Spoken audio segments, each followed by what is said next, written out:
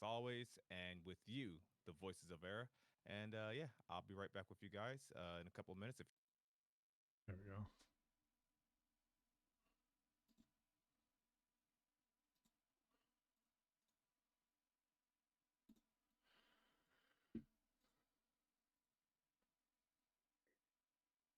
HD.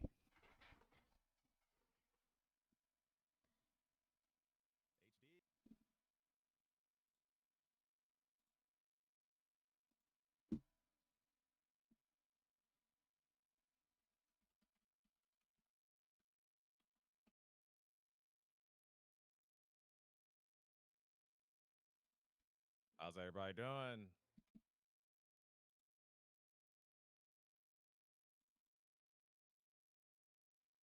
All right, I think I am about good to go. I'm almost there. Perfect. That'll give me time to get the link posted in Discord.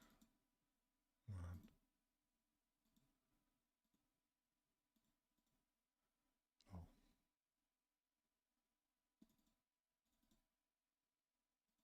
Welcome on in, everybody.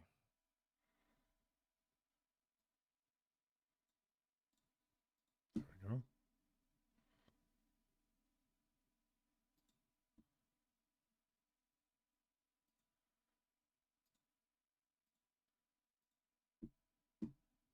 All right, I am ready. I'm sorry. Took me a minute. Perfect.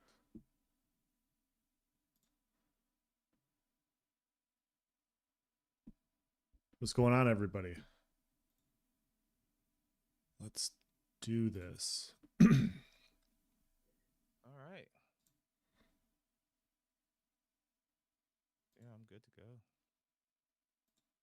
All right, we are good to go. Thank you guys so much for being here. First off, HD, thank you for the channel membership. Really appreciate you.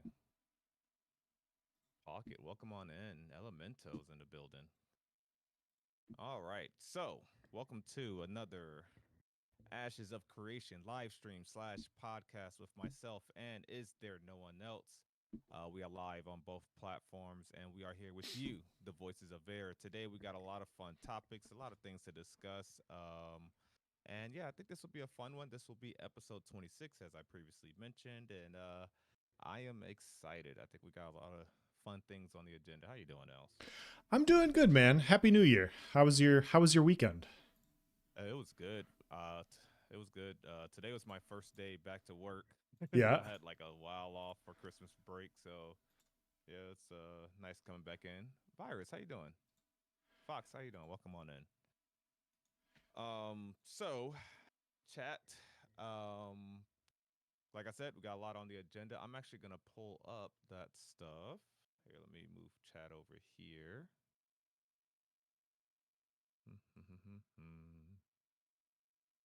And then, is there something that you specifically want to get to first? Well, I wanted to start off with a little did you know?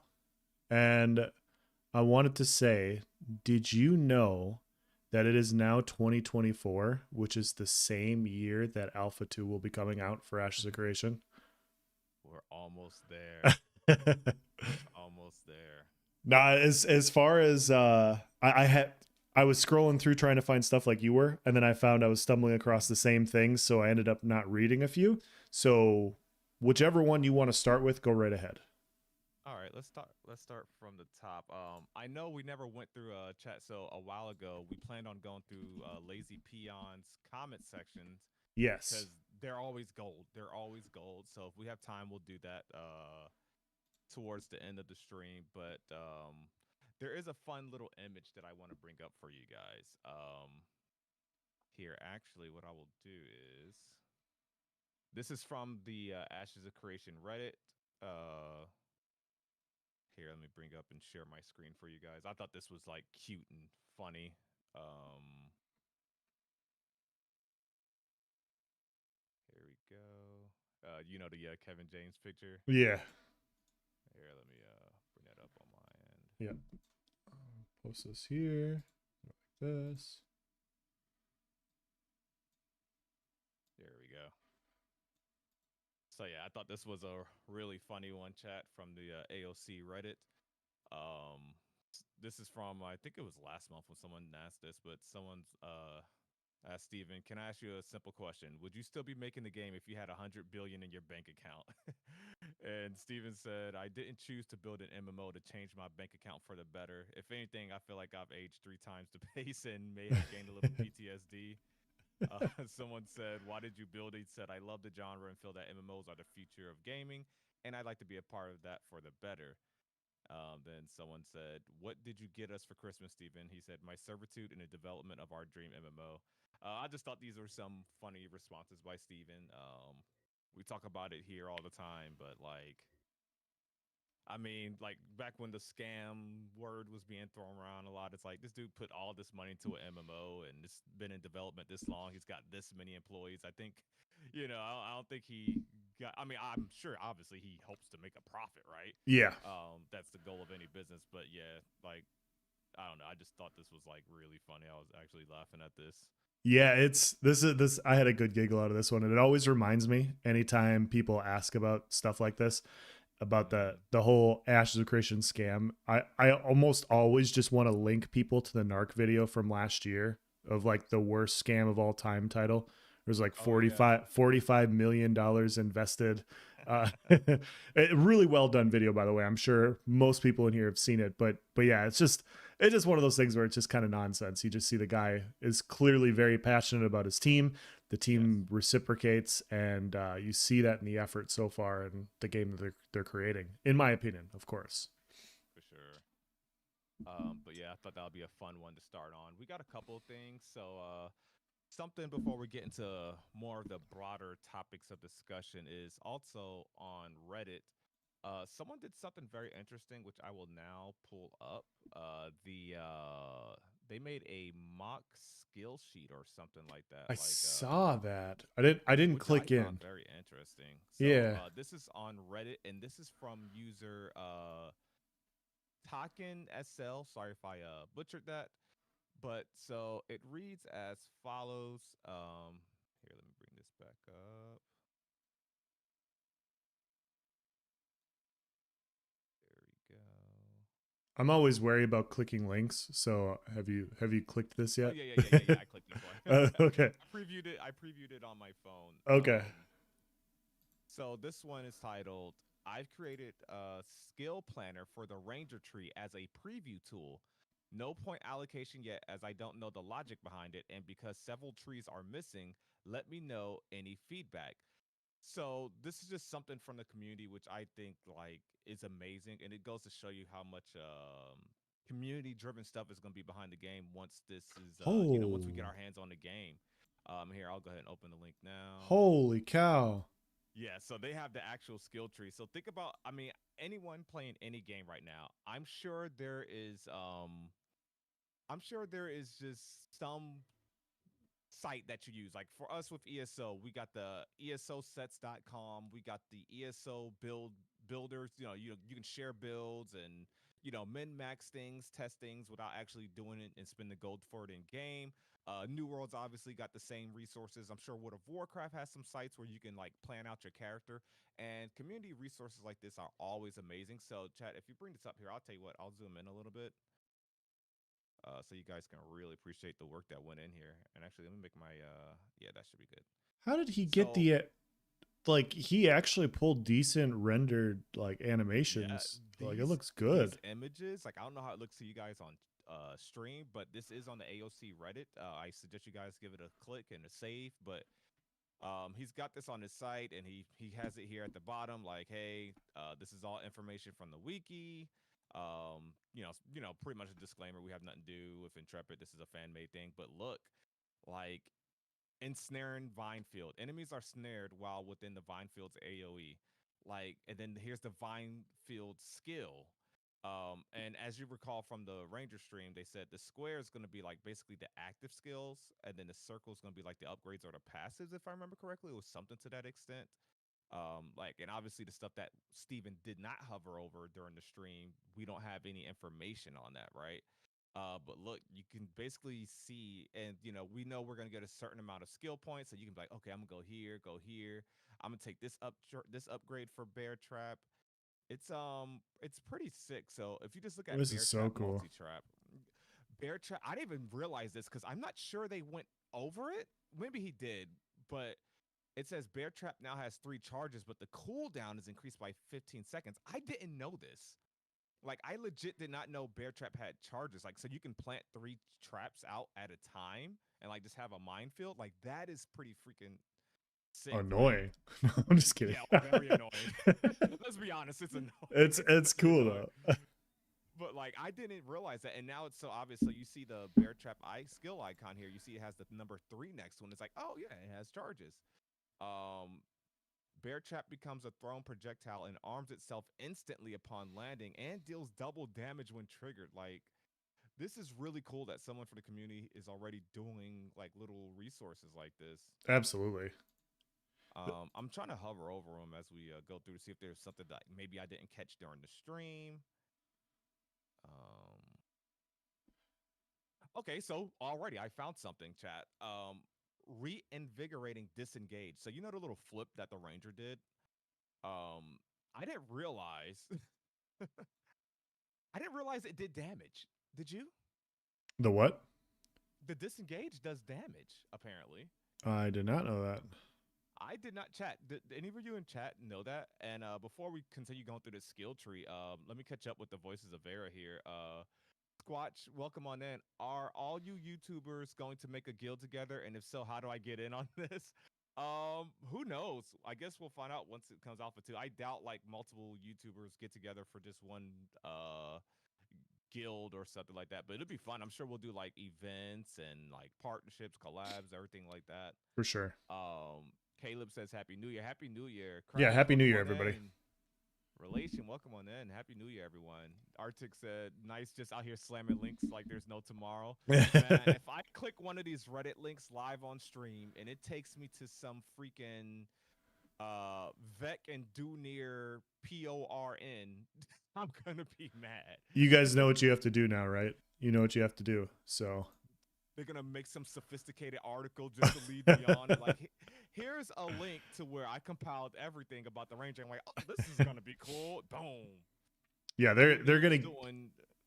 It's gonna be naked Duniers doing backflips or something, and I'm just gonna be like, really, chat. they're gonna get you with either ranger or tank content, 100%. Oh yeah, just bait me in. Like, oh, got him. Yep. Or this is the best cosmetic for Alpha 2. I think I think those are your top 3, chat. Like those are the top 3 things you could do. That's how you guys get me. Yeah. That's how you guys get me. Squatch says WoW has combat simulators that squeeze out every drop of DPS. I'm positive that people will create them for Ashes. Oh, for sure. Virus says Lex shared out a very similar build that will be on the official wiki. Oh, that's freaking awesome. You'll host one for Ashes for you, nice. All right, bet. Looking back at the artisan showcase, that ranger had what looked like pet icons. Ooh, pet icons like on the skill bar. I gotta look at that. Yeah, disengage. Oh, he said, if I remember correctly, disengage is the jump back shoot, not the backflip. Okay, yeah. Okay, so we were right. It was the backflip. Okay, he said I'm wrong. That was scattershot. He said Vex collab. Oh my gosh. All right, so yeah, I didn't realize, and once again, I don't know if they detailed this while they were speaking, but I didn't realize disengage even did damage. Chat. I thought it was literally just an evasive maneuver just to make. Yeah, so it's a CC. That's even better. Or a snare, it's sorry. CC? A snare, sorry. So it says when you hit someone, the cooldown is refreshed and can be used again only once per cooldown period. What? If you hit one or more enemies, its cooldown is refreshed and can be used again. This will only. Okay, Oh, so that's per the cooldown reinvigorating one. I refreshing. was reading the normal disengage and the choices you can choose. Okay. Oh, So the main I one. should read that. Yeah, so the middle one in the middle. Enemies hit or snared for 4 seconds, and successfully hitting any enemy resets the cooldown on this ability. Can only happen once per cooldown. Huh, that's weird that the passive is essentially doing the same thing. I guess this is just all prototype stuff. Okay. Yeah, and then go down to Call of the Wild. Remove all Oh, yeah. movement impairing effects and increase movement speed by 20% for 8 seconds. Snares and roots effects applied to the caster are ignored. 8 seconds of CC immunity. Let's go. That's so sweet. Yeah, that's what I'm thinking too. Virus that those animal icons would have been for mounts. Isn't it weird though? I mean, once again I notice this placeholder stuff, but it's weird that to get to Call of the Wild, you have to buy Disengage. It's kind of a weird skill tree layout if this is the Yeah. actual layout. And then you got your hunts there, like the skills connecting to other active skills is a kind of a interesting design decision. But I'm sure, like I said, this is all placeholder kind of stuff. Hmm. Yeah, something that I also spoke about, I saw Vladis speak on the same thing with the artisan stream, but something that I want to see is sacrifice and build diversity. And I think the better word, chat, is opportunity costs. I want your decisions to matter in the skill tree. I want you to, like, Yes. okay, if you get the 3 bear traps at a time, you don't get to get you don't get to get it as a projectile. You have to plant all 3 of those mines. So you can either choose, like, okay, you get 3 mines, but you have to sit there and arm them, or you get a projectile one. Little things like that, and maybe you don't. Maybe you can take both of those upgrades, but maybe because you stretched over there, now you don't have enough time. You don't have enough points to reach out to Mortal Headshot the way it's done. Here, I'm actually gonna pull up New World Skill Builder. Good thing I had it bookmarked here. If you guys look, one Can you thing I link me will that? say about, oh yeah, for sure. Here, let me put it in our thing really quick. Here, I'll put it in our chat. The Okay. In the Discord. Okay. So there's ways you make sacrifices. So how do I? I'll do a mock skill tree. Let's go for the. What's a good example? I want to go for the fire staff one. Let's do the fire staff one, chat. And this is just a rough example. You don't need to be a New World player to understand what I'm about to talk about. So New World, you get 3 active skills. So obviously this is going to work a little different, but this gives you at least a base, right? This gives you a base to understand what I mean with opportunity cost. So you have to choose 3 skills. I want to use flamethrower, so I'm going to take all the upgrades for flamethrower. I might as well. This is going to be burnout. This is going to be like what you see as blink in Ashes of Creation. Mages always want that blink or that way to streak and teleport away. So I'm going to put 3 points into there. I have to take points on this line to get to the next line. And let me show you what I mean. Like right now, I can't click this one because I don't have nothing on the previous line. So what's another example of that? So if I don't have this one, I can't click this one because I need one on the previous line. So now I have to stretch out to that. I want that. I only have a certain amount of skill points left. What's my 3rd skill? Well, I want this skill, Fireball. So I have to pick these on the way to Fireball. I want to get this ultimate, so I have to put 2 points into here. Now I can get this ultimate on this side. Now I got these points. I want to stretch down to this. I want this passive right here. Basically, you see how I'm not able to choose everything else. This is a rough example. I could have did this more. I could have did this better to where I had to sacrifice things, but you guys get what I'm saying. Like, there's stuff I had to leave on the table. Like, I don't get this great passive after not taking damage from an attack in 3 seconds, deal 5% more damage. My burns don't last as longer. I want to see sacrifice within the skill tree. And just, I think when you have a layout in this manner, once again, work in progress. I make sure I restate that. When you have a layout like this, you don't really get much sacrifice. Else, how do you feel about morph? So, as a fellow ESO player, like, would you want to see a system where you have to choose, like the bear trap example? Like I said, you either get 3 bear traps, which you plant at your feet, or you get the 1 bear trap that does double damage and can be thrown. Because to me, if you hover over that passive, that upgrade for bear trap slinger and multi trap should be things that you have to choose between. And maybe that's the case, chat. But I think trap slinger and multi trap should be things that you have to choose between. What do the voices of Verra think as well? You guys let me know if you would prefer that kind of system where you can't have 3 traps and have it do double damage and be a projectile. You have to choose. You guys let me know.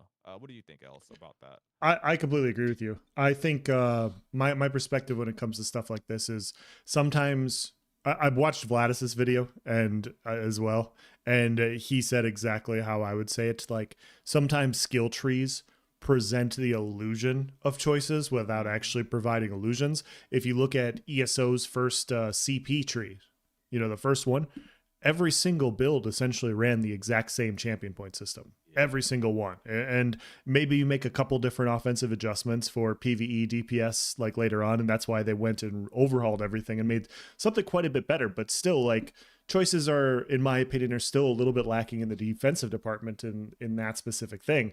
And so yeah, I agree. I think it takes a lot of effort to make a really well designed tree to where choices matter, and things are relatively balanced without being overtuned in it from a combat perspective. But I think when you nail it, when you get it down pat, it's very rewarding from a combat perspective for the players.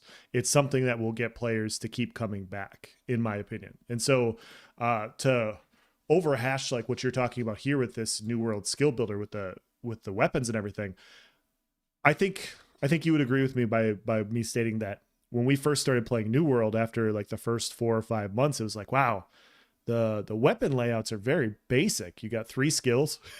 You got 3 skills per bar. Like, you only have so many passives to choose from.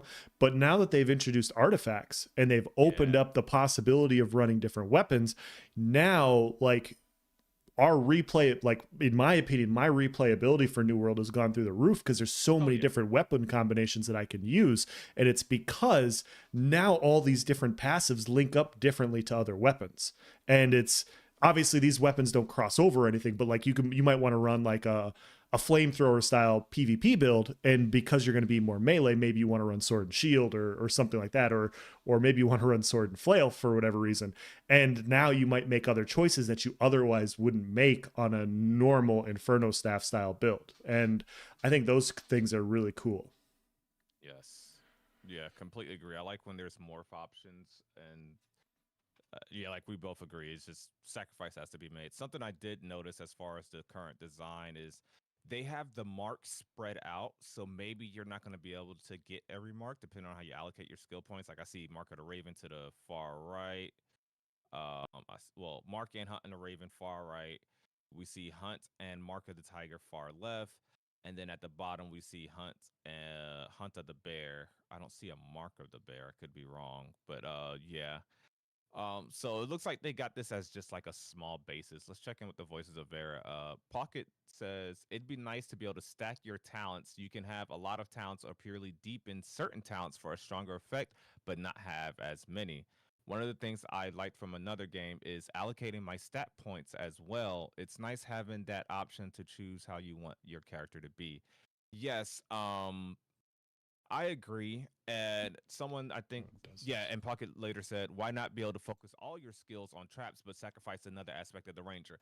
That right there, I'm fine with. It doesn't have to be choose one kind of trap. If you want to put all your points in a trap, and I think there's simple ways to go about this.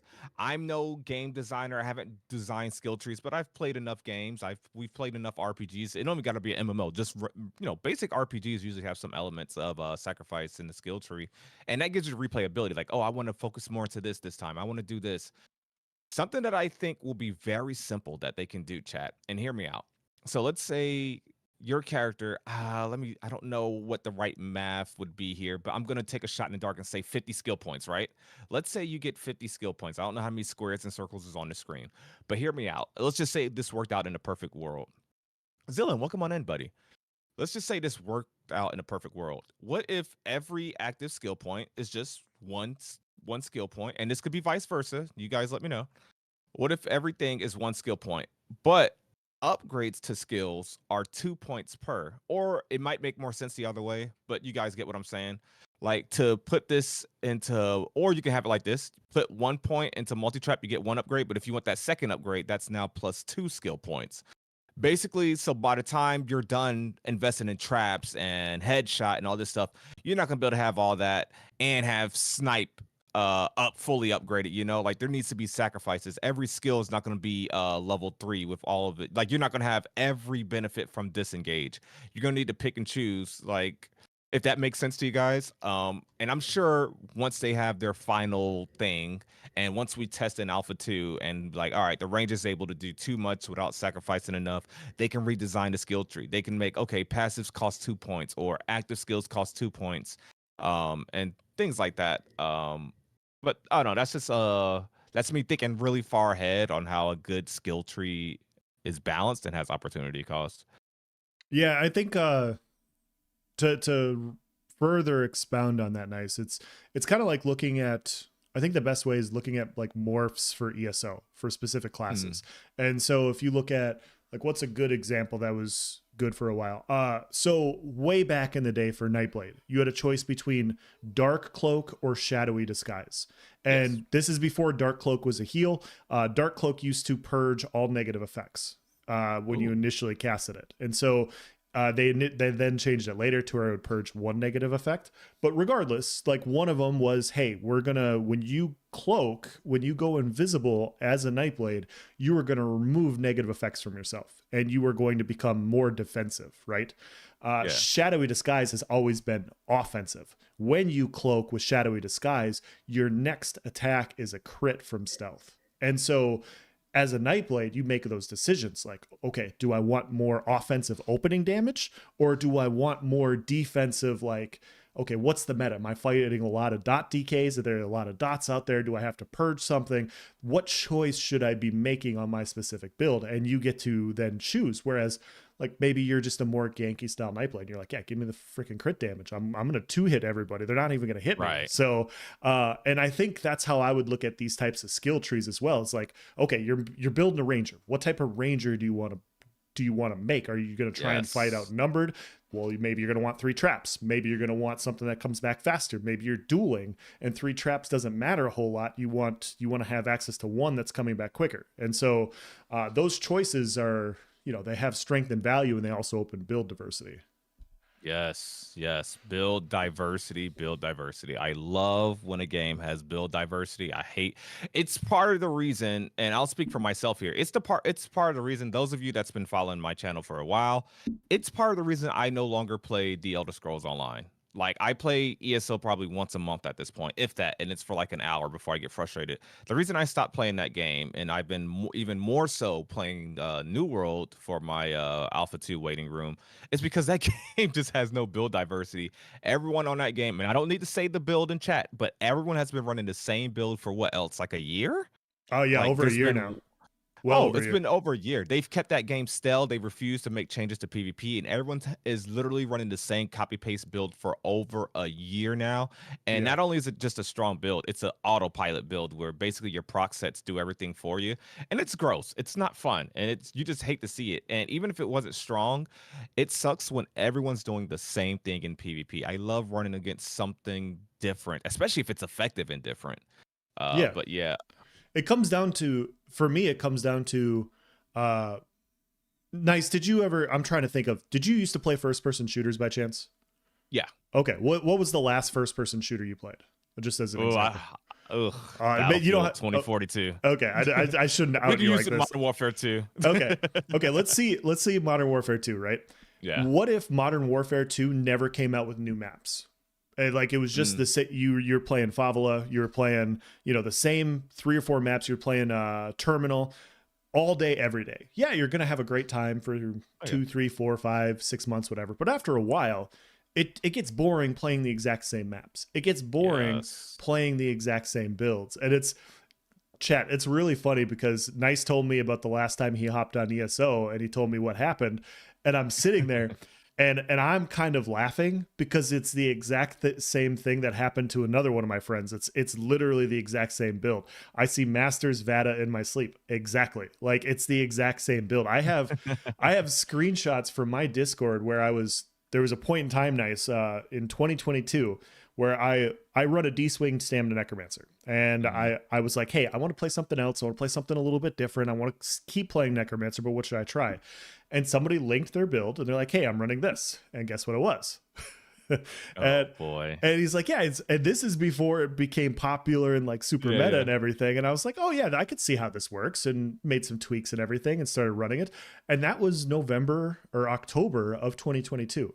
And my. And I have the screenshots. I have the build editor. I could go pull it. And it's all, the only difference is instead of trial by fire on the body or we're running wretched vitality because it's a no CP build and you need the extra sustain for no CP. Yeah. And so, but other than that, it's the exact same thing.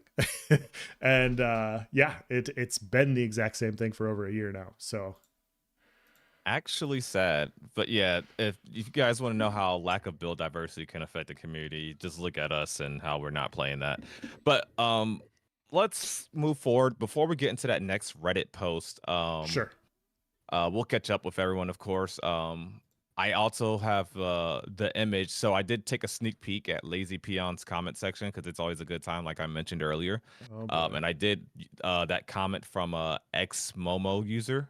I'm Oh going to yeah. pull that up here shortly after we catch up with the voices of Verra. But Sure. here, Fox says it's a trap either way. Yeah, yeah. Um, Here, let's see. Mick says, in regards to MMOs or even single player RPG choices, sorry. In regards to MMOs or even single player RPGs, choices should be meaningful. I've never been a fan of systems that allows players to have it all. Yeah, man, when you don't have to make a choice in the game, it just, you don't feel like your character's unique. You just feel like you hit max level. And I think there needs to be a difference there. I think you need Yes. to feel like, okay, and that's what and like I said before, that's what gives like single player RPGs their replayability. In my opinion. I agree. Zillan earlier said, "Is it Voices of Veritime already? Damn, the time flies when you can't play Alpha 2 yet." Yeah, man, we're just buying time, just buying time. Chaffee said, "Won't time fly faster when A2 gets here?" Oh man, A2 gets here. Could you guys imagine? I Guy, barely can. guys, we're gonna blink and it's gonna be here. Like that's how quick this is gonna go. It's like I think about when I got married and when I had kids, and it was like, the wife was pregnant 1 to 2 Yeah. months, and then it was like that last month. All of a sudden, I blinked and like the kids were here, and it's like, holy shit! Like I thought I had more time, and yeah, not the Yeah. case. So I think this is going to be very very similar. Whereas the closer we get, the quicker it's going to be. So Do you have an iPhone by chance? I do not. No. So like iPhone, and I'm sure Droid or whatever has the same thing, but like randomly, like I think it's on the far left. You guys in chat, let me know if you know what I'm talking about. But it'll randomly make random montages for you. Like it'll take Mm-hmm. your photo album, and like I guess it has the technology to recognize a certain person's face, especially if that face is in your phone a lot. Like in my instance, like the kids. Yes. Like, it'll take one of my kids and then it'll make a montage. Like yesterday, I was looking at it and it did like pretty much from when like my son was born and then this year and this year. It just basically compiled all these pictures of him. Like it did the facial Yeah. recognition, I'm sure, and it had a nice little song in the background. I'm like, wow, you were a baby before. Like, where did time fly? Like, just time flies, man. It really Yeah. does. My we have a Google chat or a Google Image Photos where we upload everything for family, and that Oh yeah. does the exact same thing where it does stuff. Yes. And dude, those freaking songs get you sometimes. Uh-huh. Like oh my god, like I'm scrolling through it and I'm like, you bastards! Like why are Yeah. you doing this to me? I I got know a little water eye. I was just a little crying, but I bit. mean, just a little bit. It was just a little tear eye, in a manly way. It was Yeah. like it was thug tears, It was Yeah, like, my tears it's had cool. chest hair coming out of them. Like that's how manly they were. Exactly.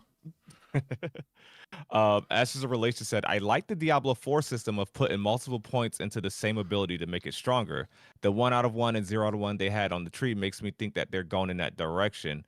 So I like Diablo 4's system as well. I like that you had the I think each skill had I think some had even more than two. No, I think it was just two per skill. But anyways, I like that you had to do that. Like the base skill was fine, but you 9 times out of 10 you wanted to take those skill upgrades, and so that took some of your limited amount of points that you had available. So yeah, I completely agree with that. You guys know, random tangent that I didn't plan on, so I'm gonna blame Ashes of Relation here. Here, let me yep. share my screen. Else, what I'm gonna Google is Path of Exile skill tree. Oh I don't know if you god. guys have seen one of these, but Yeah.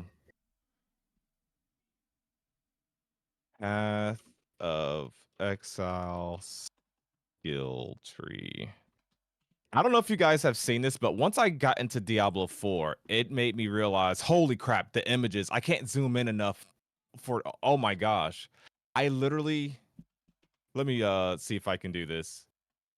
I might be able to go to I one know of what their you're talking about. wikis. Like, dude, it There's one.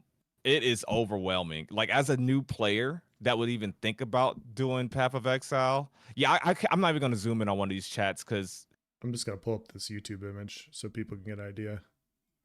Yeah. Because holy crap. So right there is Actually, just a passive skill tree changes right here, guys. Path of Exile, and you see it extends. Like this isn't even the whole thing, and I don't think. Maybe I'm wrong. I don't think Nice or I are advocating for a skill tree this extensive or anything like that. But the choices you can make with a skill tree like this just opens up so much build diversity, so many options, and really, really provides a lot of replayability for players. So yes, man. Like a build, and this is me being Path of Exile ignorant, of course. I know what I know about Path of Exile from YouTube videos. I've never played the game. However, on a random another tangent, I will say Path of Exile 2 looks freaking amazing. Like Diablo 4 was my first attempt at that genre.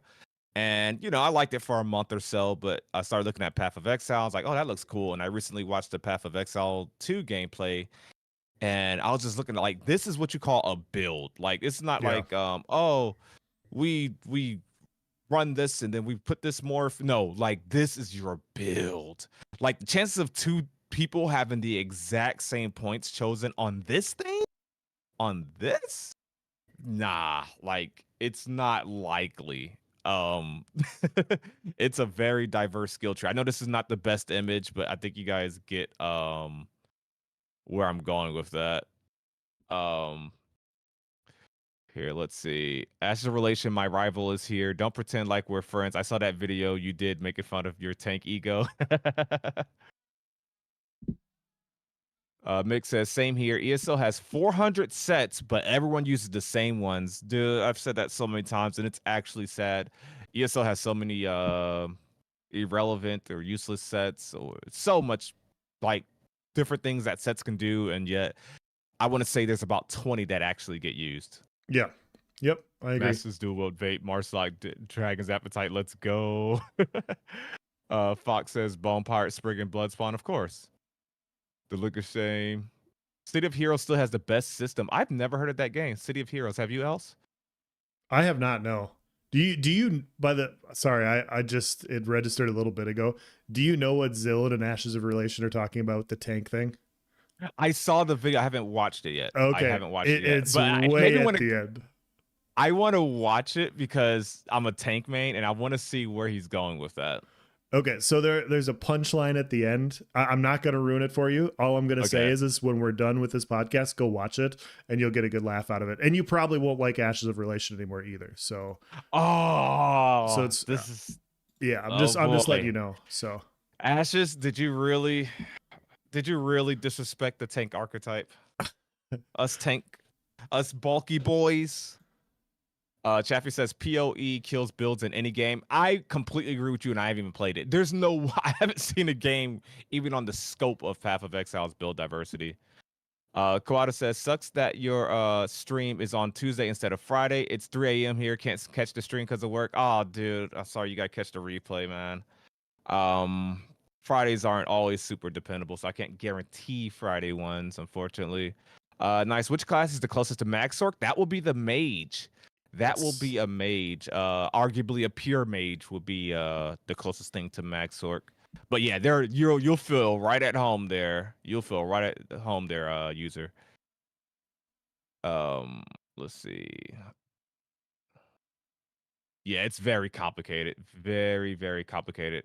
Oh, by the way, we have a follow goal on Twitch. If you guys, even if you want to stay watching on YouTube, we are on Twitch as well. So click the link in the description and give us a follow there.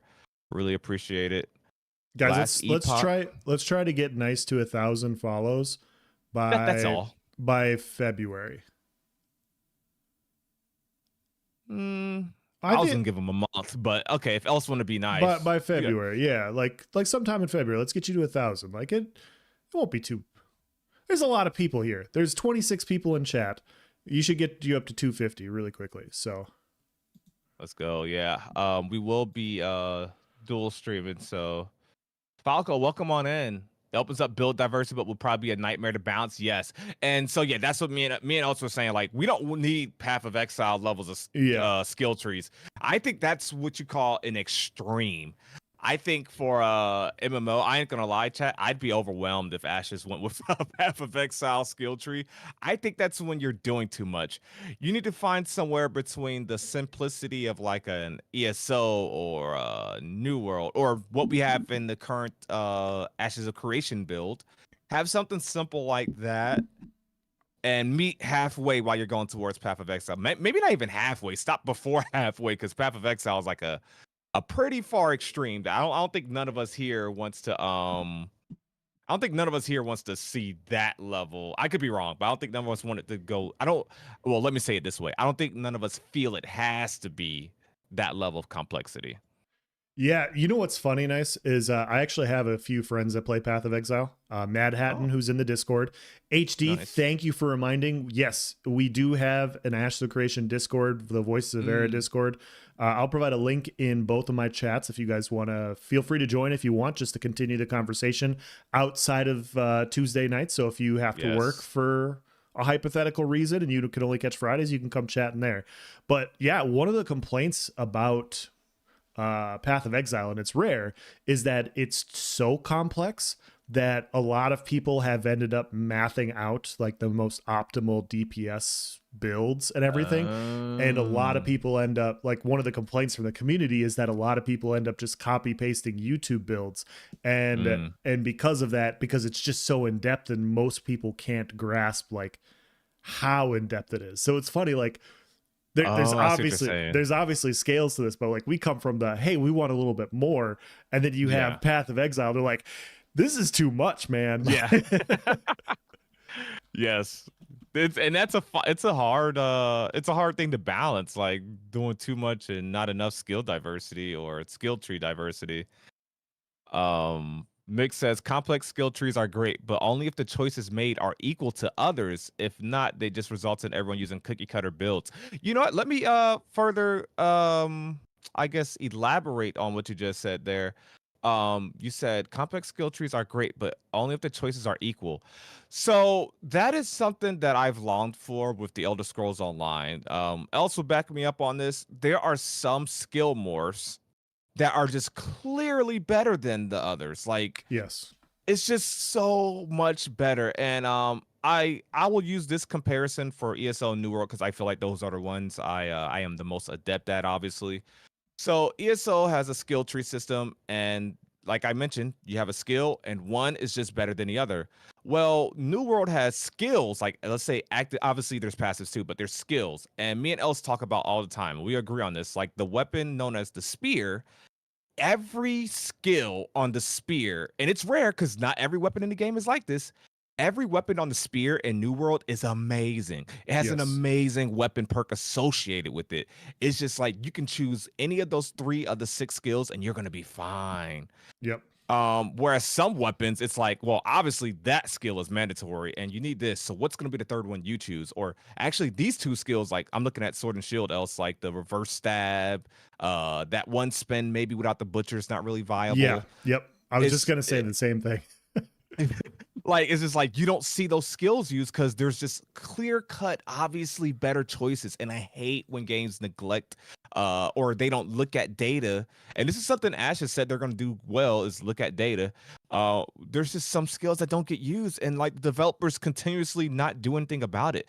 There's so many obvious skills that are better than others, but then there's also morph options from said skills that are better than the others, and it's just like, well, why? What's this illusion of choice? What's this illusion of so many skills if really only X amount are viable? Yeah, I obviously I completely agree because we've talked about spear. It's funny because we've had this conversation, but like if I were to tell you or ask you what is the best spear skill, you'd probably sit there and be like, well, yeah. Like I don't know, because like they're all so good and they're all so unique for different things. But if I said, hey, nice, what's the best greatsword skill? I bet I can almost guarantee you I know what you're gonna say. Oh yeah. And so it's just one of those things where it's like it's tough to do, but it can be done. And as long Yes. as you're close enough, like nothing has to be perfect. Not everything's Mhm. going to turn out to be like the spear, but you don't want things to be forgotten. You don't want things to No. never be used. And if it's not being used, it should be rehashed so that if you say you have 200 skills or whatever you have, or you have 400 gear sets, you actually have 400 gear sets. So Yes. We'll catch up with chat here. Vault says it's too much for a game like Ashes. Keep in mind these are all passive stat buffs, and it's also the same for classes with their own starting points. Oh, completely agree. Completely agree. We don't want to see nothing like Path of Exile for sure. oh yeah. Sovereign says all your barbershops belong to me. Oh, Sovereign, that's on the agenda. Actually, after I show this image, I'd actually like to jump into that topic. Raka, hey, nice and no one else, and everybody else too.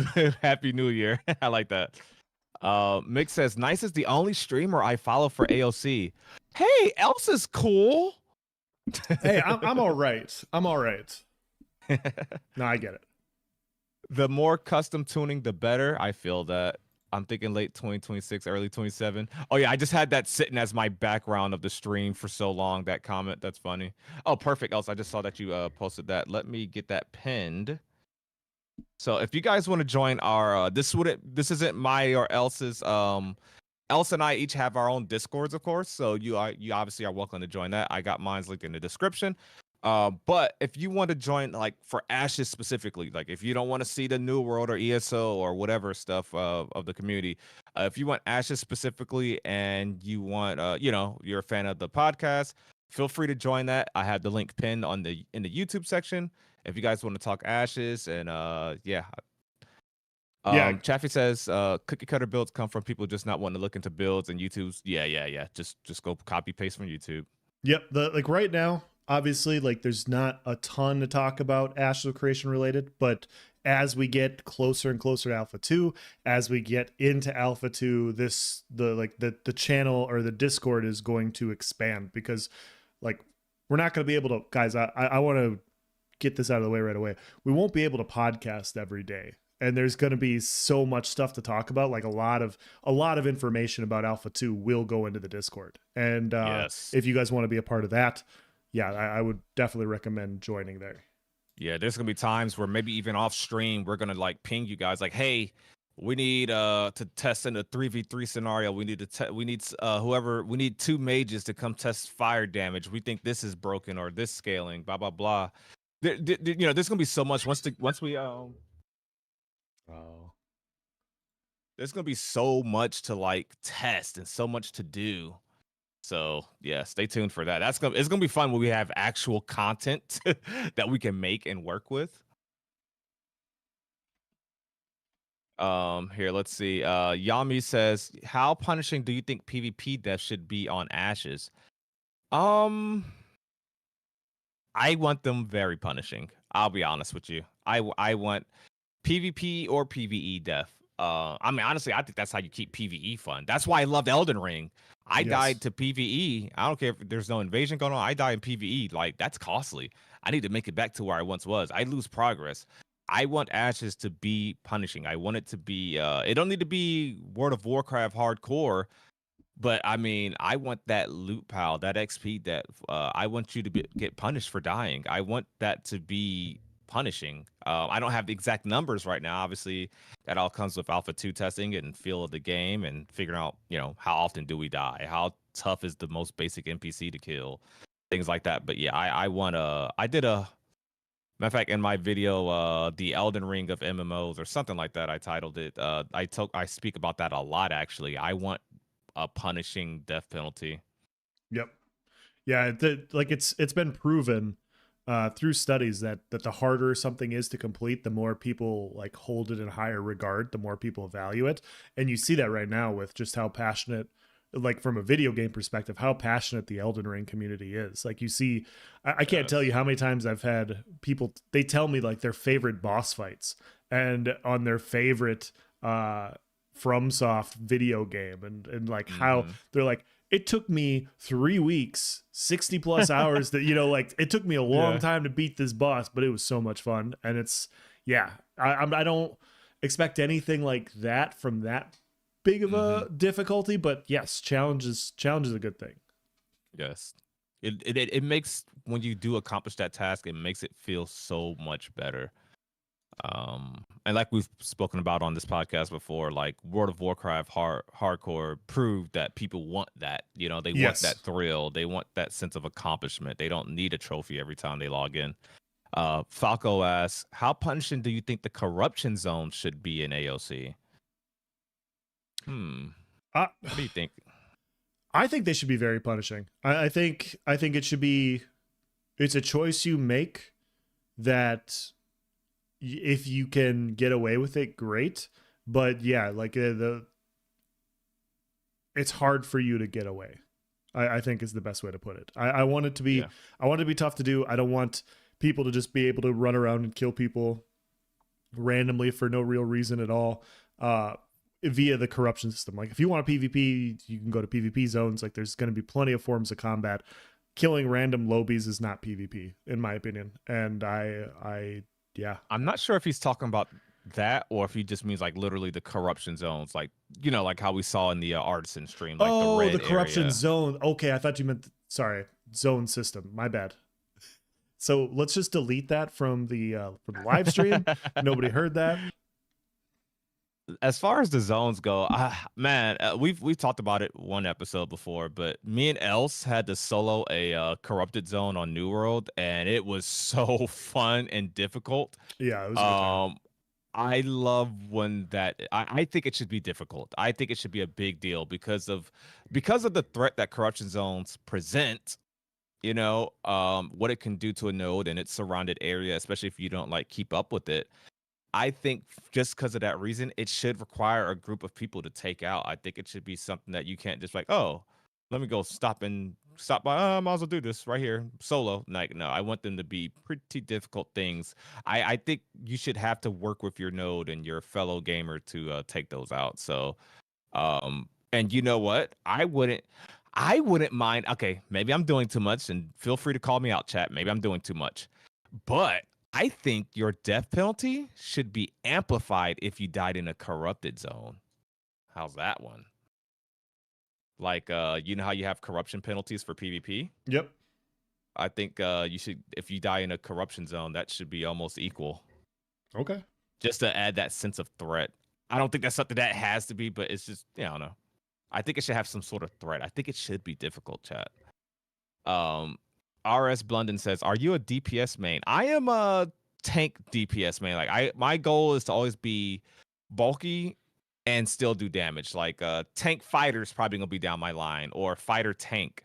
That's the role I typically lean towards the most. I like the look of the ranger in Ashes, but after looking more and more, and I think this weekend, I'm not gonna lie, Else. You said you saw my the Ashes stream that I did over the weekend. Yep. After that stream, I think that's when I knew I'm gonna be a melee user in Ashes of Creation. Oh, let's go. That stream confirmed it because I had not realized, and I never heard that part of that stream. I don't know if that was Alpha 0, Alpha 1, whenever that stream was, where Steven explained, and I rewatched the melee weapon showcase for the freaking 20th time actually. But we broke down, chat. If you guys didn't see, we basically was looking at the melee weapon showcase and how basic attacks work. And during that stream, I noticed that there was a lot of floating damage numbers when he attacked the crowd. Basically, even your basic attacks, I'm not talking like the whirlwind AoE skill, even your basic attacks in Ashes of Creation are AoE, like New World. And when I saw that and I noticed that, and then I heard Steven say that, it was funny because I noticed it during that, and then later during that same stream, we happened to find a timestamp looking for something else where Steven confirmed it. It was a weird coincidence, but anyways, your basic attacks are going to have true hit boxes with melee weapons. Excellent. So if you do a great sword swipe in a clump, like how New World is literally the best example to use this. It's gonna hit all of them, and that to me is freaking cool. And once I saw that, I'm like, oh yeah, melee. I'm going melee. And plus, I know I'm going to use the hybrid combat action camera. I think that's a little bit more friendly for melee. Yeah, I was like, yeah, that's going to be it. Listen to this New World Andy over here, guys. Like wanting everything to be like New World. That's all he said. Rhinadel over here said corrupted zones should be challenging. Yeah, I think that would be awesome. And to go off what you're saying, nice. Like even like the two-hander on ESO had the same thing, the splash damage execute, where it was only to a couple people, but yeah, it makes sense. Like you're wielding a big two-handed weapon, and if you're slashing or slicing or something like that, it's not a precision weapon. Like you're gonna hit whatever's in front of you. And so yeah, I think that makes complete sense. I think it makes sense logistically, schematically, mathematically, however you want to say it. So I think I love true hitboxes. I love when something visually does something, then it actually does something. Yep. But yeah, Gubak, welcome on in. I love your name because I get the reference, Gubak. I just need a video of a dwarven scryer to hold you over. I feel it. I hope dungeon and raid bosses do not incur death penalty personally. Imagine how toxic and gatekeepy people will be if wiping to a raid boss incurs an actual penalty. Oh no, that's a thing. No, that's a thing. You die in PvE, you do have your death penalties. Oh yeah. Yeah, like that's a thing, buddy. That I know it sounds scary, but that is a thing, and that's something that's gonna happen. It's not gonna be as much as if you were like corrupted or something like that. But yeah, there will be risk. There will be risk. There will be reward. But that's the thing that attracts me to the game is that even the PvE presents a challenge. Think about how much your group is going to have to comp. I don't think it's going to. Well, I do think there will be some level of gatekeeping. Maybe people are a little iffy about who they let in their groups because if you wipe, you're going to lose valuable materials that could be picked up by somebody else if you die, and you don't want to take that risk. Most content is going to be open world content, so in theory groups really shouldn't be limited in number. Well, they will be, but I don't think it'll be that big of a deal for some dungeons. But yeah, there will be penalties, man, for wiping on those bosses. Viral, welcome on in. About time you got here. Sheesh. He asked 2 hours ago for his streaming, and I didn't see it until a little bit ago. Welcome in, Viral. Sorry about that. Mix. Okay. HD here says, F it, I'm gonna make a healer rogue. Go for it. Like, can you imagine your heals providing like critical damage passives or something like that? That'd be sick. Or we still don't know how these are gonna work. Like, are you gonna be able to provide like critical damage passives via healing, or are you going to have the capability to go stealth as a healer or something like that? Like, I don't know how it's gonna work, but yeah, sounds awesome to me. The combination of stealth and healing sounds so gross. I'm glad I don't run into that too much on ESO because they gave Nightblades the burst heal. Yeah, like I haven't seen it yet, but I'm just picturing like a healer throwing that big old burst heal, and then you want to focus them and like, oh, I'm gonna disappear until someone else needs a heal. Yeah, that sounds so annoying. We had one of those at the high end level on Xbox for Battlegrounds. They ran a Nightblade healer, and it was just like. It was a little annoying at times because then you'd get focused, but they were right there with heals. Yeah. And they always had high heal numbers too. So it was just, an extra amount of annoyance. Ridiculous. Mick says, best death penalty I have seen is XP penalty that is incurred when you have to work your way out of debt before you can earn XP again. Yep. And that's what Ashes is going to do. And that's going to be a new system for me. Yeah. Falco was talking about the corruption zone. Yeah. Samson over here says, some people will live in boats, some will live on their freehold, and others will always be on the move. Yeah, that's the best part about the game is there's just going to be so many options. I have a feeling I'm going to be the on the move person. Like I'll be a pirate for a while, and then I'll go farm freeholds off of people for a while, and then I'll go somewhere else for a while. I think I'm just going to be a nomad. Nice. I don't know about you. Yeah. But yeah, I could definitely see, especially once I get settled in, like I got my gear right, I know what I'm doing. A pirate's life might be for me. Yeah. Wildfire, thank you for the membership. Appreciate that. I would love to just be out on the open seas. I think that might end up being our end game. Who knows? But yeah, being nomadic, exploring this large world sounds like the way. And I think that's how you're going to make a lot of gold too. Like, especially if I do like a gathering profession, like getting those resources that are only available on this side of the map, go over there, explore. Like, I just think that's going to be so cool. And especially because the world is always evolving and everything you do has an effect on the world. I got a feeling that being nomadic is definitely going to be the way. Yeah, for sure. I do think that the open sea will be the closest thing to like Imperial City ESO that we will get. and that's Yes. why I'm so interested in it, because I just think it's going to be, not many people are going to be there, not many people are going to do it, but you're going to get higher level fights because the people that want to be out there want to do the exact same thing that you want to do, and there will be risk reward for transporting across the open sea. So Yes. I hope that I think there's an island. Chat. Someone let me know. But isn't there an island in the middle of the sea? I wonder if that's. I feel like they talked about it before, but I wonder if that's corruption free as well. Wouldn't that be cool if there was like it better some not be. landmass, like Oh, there some is. land. There's two of them. Yeah, like what if that's corruption free? Like, and it's not just open seas, but like they count as open seas if that makes sense. They're not on Yeah. those main land masses. Like that'd be cool if there's like an island or some landform where the corruption penalty does not exist, just like the open seas. I think that would be something very interesting. People will meet up. Arguably the best resources on that island, maybe. I know they said the best resources or treasure or whatever will come from the sea, but that's I feel like it was asked before, but I'm not 100. That's not something I got a specific memory about, but yeah, I hope that that's the case. Um Fox says I want to see you guys break the game in Alpha 2. We're going to You know, try. we will do that.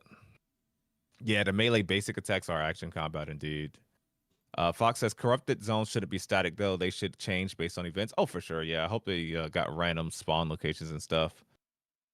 IDKY, but I'm kind of interested in the minstrel, the bard, totally opposite of tank, which I normally play. Honestly, for me, it would be because I haven't played. Not too many recent MMOs have a bard, from my understanding. Yeah, So I I am. think that's a lot to do with it. I just want to let you know I am working on my homework. I should have Nice. that. I'm hoping to have that out this week. Maybe we can talk about it next week, because I'm. Yes. It's funny because I was like, oh yeah, I'm going to be rogue fighter. I'm going to be fighter rogue, and then I started reading more about what Steven wants to do with the bard, and I'm like, shit, man, I might be a bard. Yeah, yeah. So If you guys don't, if you guys aren't aware, I think it was last episode. I assigned El some homework where he has to like research the Bard archetype and do a video on it, talking about obviously the Bard and Ashes of Creation, but how previous games have done it and how to do it right and what he wants to see from it. So yeah, that's gonna be a lot of welcome on fun. in, Wildfire. Once again, we're not getting to Reddit posts because chat talks too much. God. There's too many voices in Verra. There's just too many voices in Verra. Appreciate all you guys being here. You guys are awesome. You guys make this easy. Rucka says, I just want to bang my drum or play the battlefield bagpipe. Um, Blunden said, yeah, but I think it'll be a mistake. It'll be super toxic, like M plus and Wild Giga Toxic. Yeah, but that's what they're going for. The thing is, they want that conflict. They want you to have to worry about dying in that dungeon. They want it to mean something. And unfortunately, yeah, that's exactly what that means, is that some people are gonna get left out, or they're gonna be a little elitist about who they run with, et cetera, et cetera. It's gonna happen. But yeah, I mean, that's most end game PvE things. Like people always talk about PvP is so toxic because someone crouched over their character's model because after they died, like, oh, you bagged me. Oh, toxic PvPers. Yeah, The real toxicity, in my opinion, the most toxicity you will ever see comes on the PvE side of any game. Any game. No, don't get me wrong. You can be toxic in PvP, especially in games like Ashes where you can actually PK somebody, right? Someone that doesn't even feel like PvP. And don't get me wrong, I think that could happen. It's against TOS if they keep harassing you. That's one thing, but that's PvP. Maybe you got a chance to defend yourself, or you can just go in a safe zone. I don't know. But in my opinion, the real toxicity, the real like the mental stuff, the stuff that actually gets to you, the stuff that affect your gameplay and stuff like that comes from the PvE side of games. Being able to gatekeep, being able to like say, hey, no, you can't join this dungeon because your DPS meter wasn't filled high enough. You can't join our group because I'm not taking a death penalty. I'm not risking a death penalty because you don't know the mechanics. I don't got time to teach you. Or you can't join this guild because you're the reason we wiped on the last one. There's so much toxicity that comes from in-game PvE. I've seen it in Elder Scrolls Online most predominantly, like trials, like getting into a certain trial, doing runs, stuff like that. yeah. It's definitely the most gross. We've talked about it a little bit before, but it was an interesting point that I was listening to an Asmongold stream a while back, and they were talking about Ashes of Creation. They were talking about toxicity, and they were talking about fighting over specific resources in other games. And one of the points he brought up was how toxic PvE can be, which is exactly what you're talking about, Nice. And I think the difference between PvP and PvE toxicity traditionally in MMOs is in PvP, you can settle your differences, right? Like if somebody's talking, they're talking all sorts of trash to you, they're bagging you nonstop, they're making fun of you, whatever, you can resolve it on the battlefield, and like you can kill them in PvP, you can do whatever, you can get your revenge basically. That doesn't happen in PvE in most theme park style MMOs. And so what you'll often have happen is people will just talk and talk and talk because there's no repercussions. Talking's free. You could talk as much shit as you want because nothing bad's going to happen to you. And you see the same thing happen like we talked about it with guild traders too. Guild traders in ESO, like they became this tight-knit community where it was like, if you mess with one person, they're going to blackball you from everything.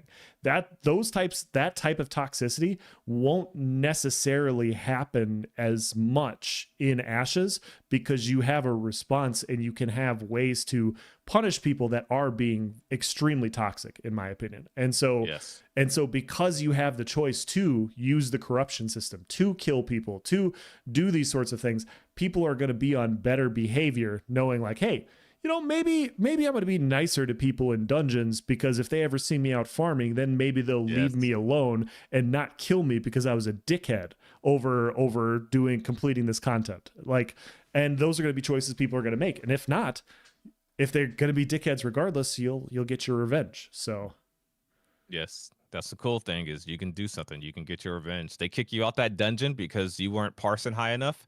Next time you see them, how about you parse on them? There's ways to make yourself feel better. Yeah. Like, oops, I think I did enough DPS on you. Viral Gaming over here says Dark Age of Camelot had a clutch bard, minstrel melee DPS, CC group movement speed buff, small heals, and various other buffs.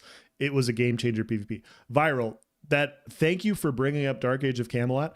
I never played, so if I can potentially pick your brain a little bit on the Discord about Dark Age of Camelot, you can give me some tidbits or good information where I can pull the bard, because I have a few resources, but I wanted to pull Dark Age because Steven used to play Dark Age, and maybe he's going to draw inspiration from there for a video. Nice. So I have that's some information I'd like to see. So that's BM, who's always in chat as well. I never hear anything bad about Dark Age of Camelot as far as like the class building goes. So I hear he told me that they're remaking it. Like, how Arcade did their Arcade Classic server a while back, chat? Yeah. Apparently Dark Age of Camelot is doing something like that.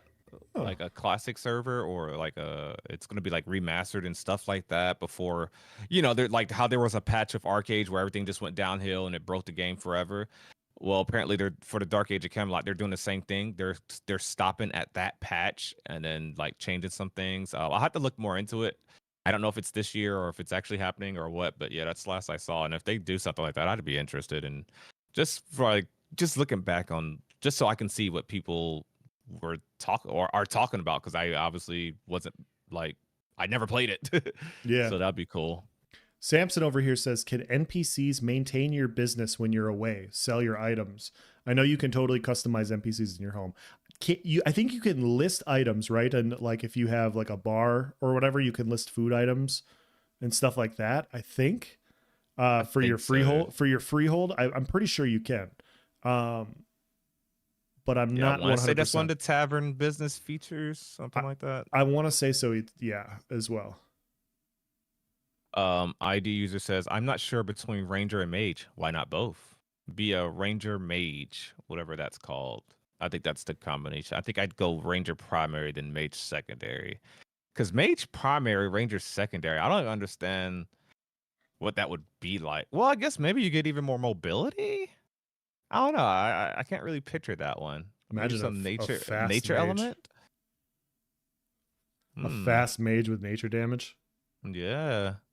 Maybe you get an immobilize on one of your things. I don't know. It's that could be a sleeper one to think about. Squatch says, I'm looking forward to playing cleric with summoner secondary to make the shaman. Maybe make healing totems or pets that help heal? Yes, that'd be pretty cool. There's Rhinadal some here says cool to combinations. Good. Rhinadal says to avoid the potential toxicity, join or form a guild now. Get to know your guildmates, form social bonds. Yeah, that's a really good tip. Like there are going to be people that you're not going to like. Just like in life, there's going to be people in the game that are just going to be assholes. Like that's just the way it is. That's how the game's designed, to fight over different things. And yeah, having a good team and having people you get along with will go a long ways towards you having your fun in the game. Indeed. But yeah, ID, you got to buy Alpha 2.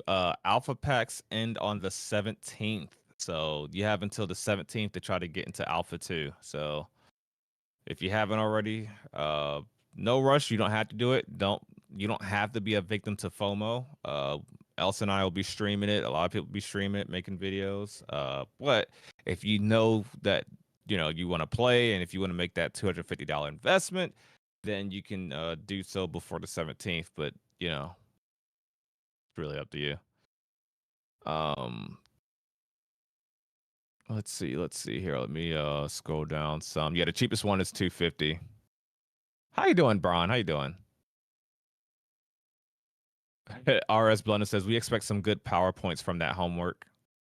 PowerPoints. Shit. Raka says, I just hope you'll get a piano roll like in music production software where you compose your own songs. Interesting. Soul Weaver sounds cool. I like when the archetypes have a good name. The XP thing is going to be hated. I can feel it. Oh yeah, dying in PvE and having a downside to it instead of just click and respawn. Gamers haven't 100%. dealt with that gamers have not dealt with that in a while. And Star Wars: The Old Republic, you have to parse to run in most endgame groups. The most toxic people are the ones on your own team. Okay, most important two questions for me. Do I need to level up every archetype? For example, when I want to switch to the Ranger, for example, when I want to see which Ranger is the right one, can I see the skill tree somewhere? I don't know if that's going to be available. So your primary archetype is always going to stay the same if you're not aware. So your Ranger is always going to be a Ranger. Now you can definitely change each secondary class as you please. There's going to be a cost associated with, or a gold sink, or something like that. You got to go to a specific place, maybe do a quest, but you will be able to change that. So if you realize that you don't like Ranger Mage and you want to try Ranger Cleric, or you want to try Ranger Fighter, you'll be able to do that. As far as can you see the skill trees, I don't know if they're going to let you do that as you're changing. I don't know if you're going to go to the shrine or whatever you do, and then it's going to have all the augments that you're going to get from that secondary class. But I imagine, there's going to be someone on YouTube, or, we're going to go through all the skill trees and have that information available for you. I'm sure the wiki, would have worked out every little thing. So maybe you chose Ranger Summoner and you don't like that. You're going to be able to go online and be like, maybe I want to do Ranger Mage. And you're going to probably be able to go ahead and figure out if you're going to like it or not.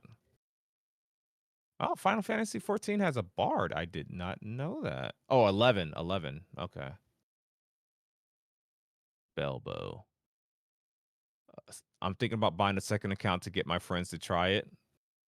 Wave of Destruction. Yes. Yeah, I love the Def XP. Anything that provides meaning to my activities, it means a lot to me. Wildfire, thank you once again for that channel membership. All right, you guys talk too much. I think I'm finally caught up on chat though. Let's Right. bring up our next let's go bring up our next subject for the day, chat. So that one's gonna be long. I tell you what, let's quickly bring up my poll there. On this will be a short discussion, but uh I did a poll in the AOC Reddit. If you guys did not see, make sure you go vote on that. Here, let's see. And make sure you guys can see my screen. Which one is it? Is it the archetype showcases? Yes. All right, chat. So here we go. All right, so this is a post I made on Reddit 4 days ago. The voting actually ends in 16 hours and 42 minutes. So I did I want to say almost an exact poll, um, like this, like 3 months ago. Um, and what it is pretty much which archetype are you wanting to see the most of, like wanting to see more of? Obviously, we have the fighter left, the rogue left, the bard left, and the summoner. I did this poll before, and Summoner won. There's less choices now, and Summoner still wins, which I mean, I guess you could probably assume that was going to happen. But most people are most interested in seeing the Summoner. And do you guys agree with this? Does this poll sound about right to you?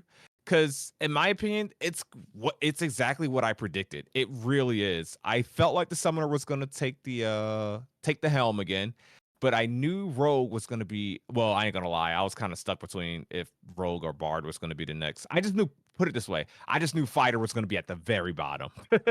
I just knew Fighter was going to be at the least popular. I think most people feel like they don't need to see a fire. They feel like it's bland. It's like, oh, melee DPS. Good morning, Jay. All I gotta say about this poll here, guys, is all of you rogues literally disappeared from this poll. This is ridiculous. I sorry. No, I was a little surprised by this. I thought people would say rogue, but then I was reading the comments and it makes sense. The summoner makes sense why people want to see it so much. So I agree. I agree. I was actually, when I saw some of the comments for summoner, I was like, well, why wasn't the bard higher then? Like if it's going to be the more unique thing, why isn't the bard up there? So Yeah, that's true. And that's the thing. I think AOC. Well, I think AOC would do good by the bard, but from what little knowledge I do have, I feel like they're gonna take what's been done with the bard before.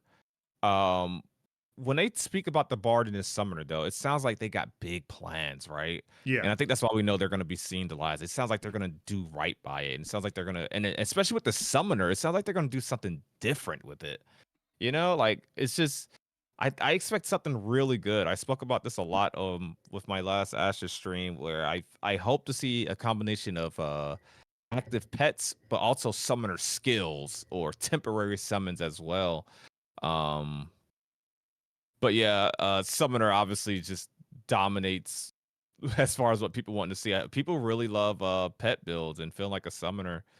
Uh, Depending on how AOC does it, I'll be interested in it, but I don't know if it'll be like my main, but I really hope they do right by the summoner. Yep. Necro, yeah.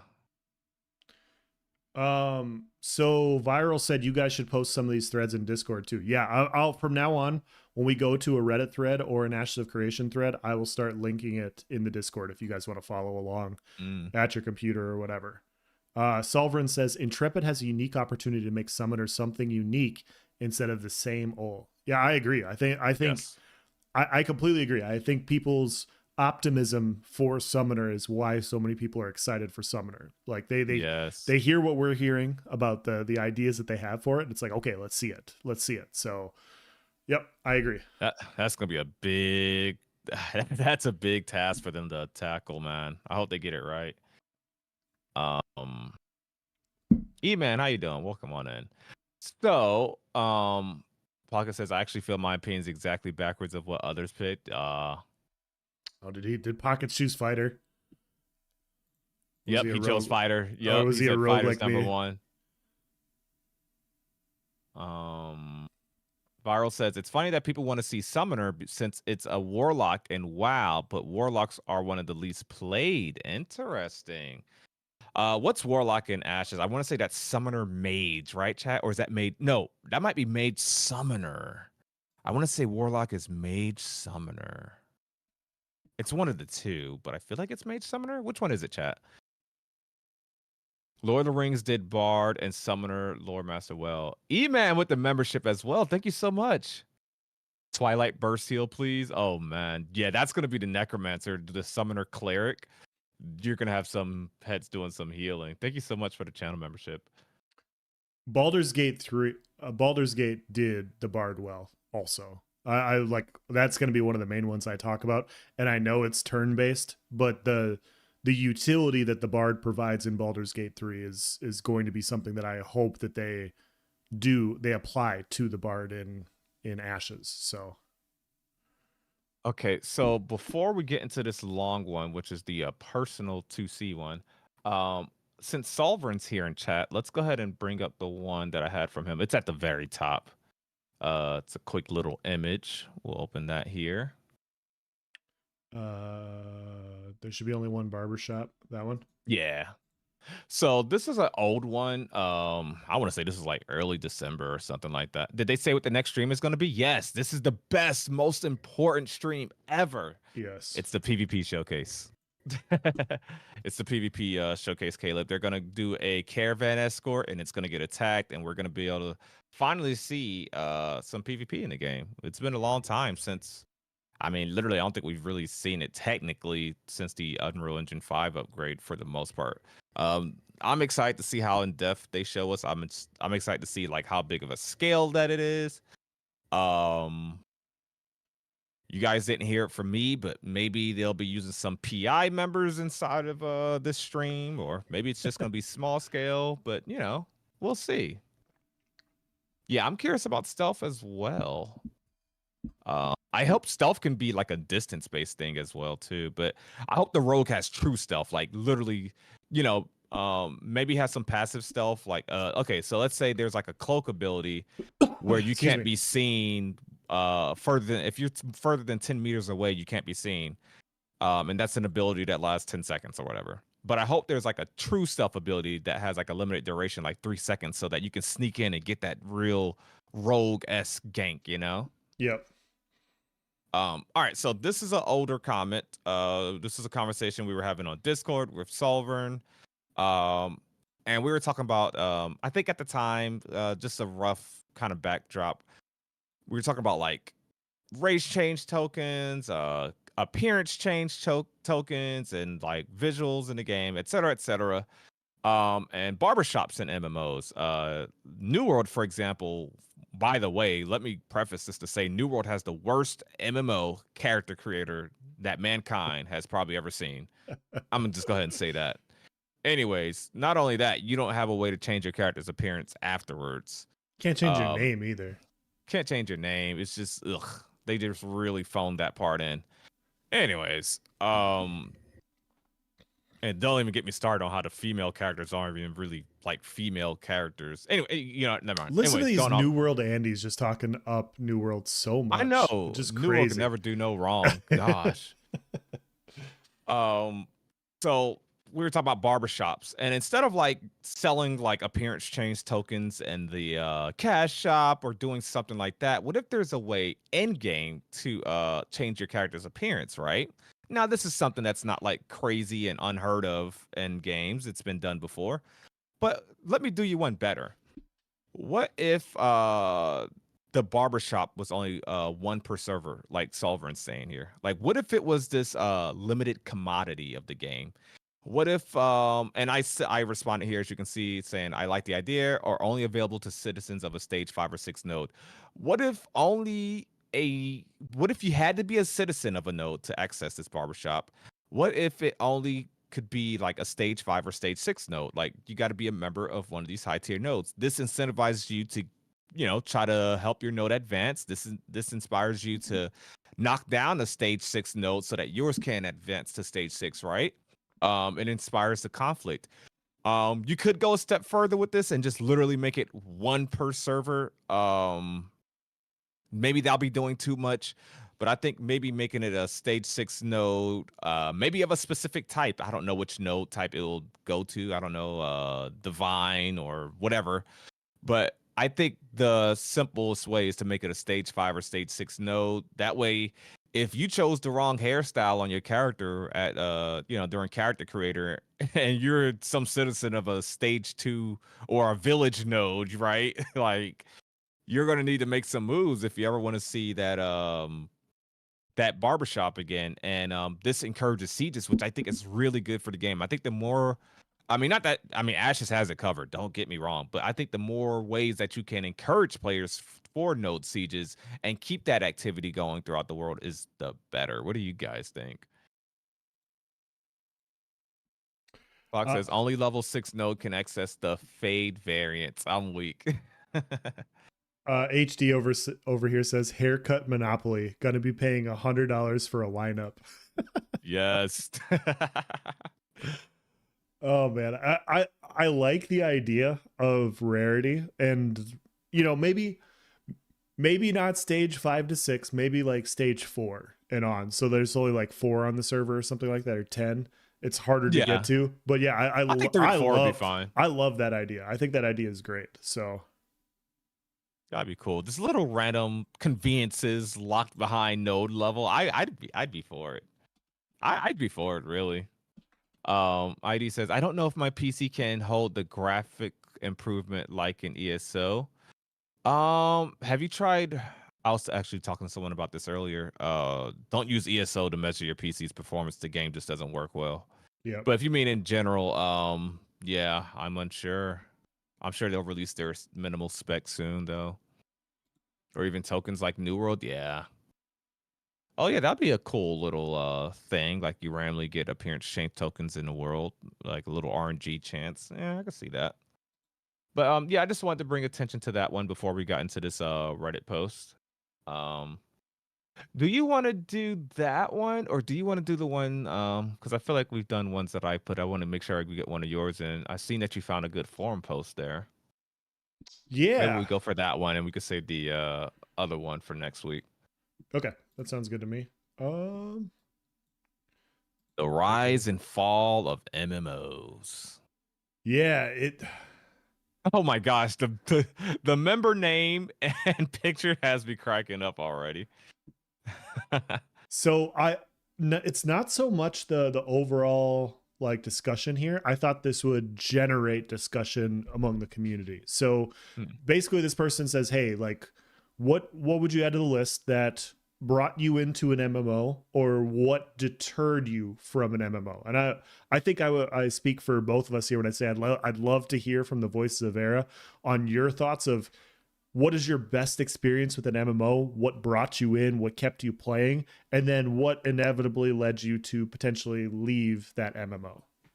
This person here says Mm. price point to value of game. So basically, you paid so much, and after a while, like you just no longer wanted to continue the subscription. Like I got to that point on ESO. I just was like, why am I spending $15? I'm not having fun playing it. It's only Yeah. $15, but it just wasn't worth it to continue that. Depth of character and activities in game, yeah. Like if you find the quality overall is diminishing over time, I have something I do want to do a video on this in the future. I have something I want to talk about with that, but we'll hear from everybody else first. Continued progression upgrades announced and planned follow through. Game depth, economy, social structure, mail, quotes, the group encounters. Nearing max or end of game, experience all there is the game replayable? Game Mm. updates, server maintenance, will it sustain players? In bot accounts, new player experience the same as day one players in game economy. So yeah, let's hear from you guys and you as well, Nice. Like what's kept you in, and what's deterred you away from games? I like a lot of what this guy said. The replayability factor. Something that and this is quite frankly why I like MMOs. Like you have you have a community of people. You're in a shared world. MMO PvP has the most replayability, infinite replayability to me. That's why I like it. That's why I do it. I think you can get a lot of replayability with PvE in the game, but I think at certain points, once you're done pushing scores or times, or once you beat that boss, once you beat that Mm-hmm. content, occasionally you can like hit a stale wall. This is why we see games like ESO release 2 dungeons every couple of months and stuff like that. And those players, you see them get burnt out because like, well, what is there to do? Meanwhile, PvP player, is just like I'm out there like no two fights are gonna be the same. Maybe I win an outnumbered fight. It was me versus 3 guys and I won. It was fun. It was a cool moment. Or we took this fort, or my guild owns this castle.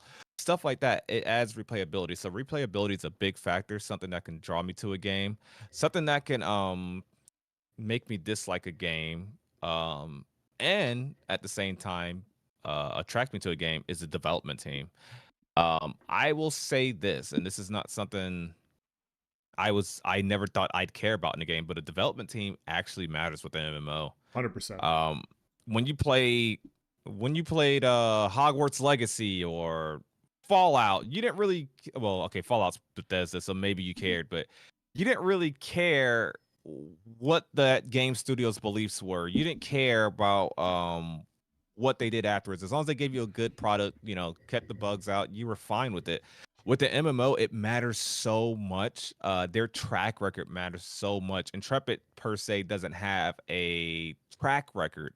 They're on a clean slate, and everything sounds good that I'm hearing, and that's what I really, really like. And we talked about this before, but there's no corporate board to answer to. Steven's just like, hey, I'm an MMO player. I want to make this product, and it feels good. You believe them, and it sounds Yeah. really good. Yep. Whereas we have ESO and ZeniMax where they're just like point blankly made it obvious, like, hey, they do not care about their PvP community. They don't care about this balance. They just want to worry about their cash shop and the new PvE content. And they're not going to do, they haven't given PvPers anything in about, what has it been? I don't know, 4 or 5 years or something. I don't know. So that stuff really, really matters to me.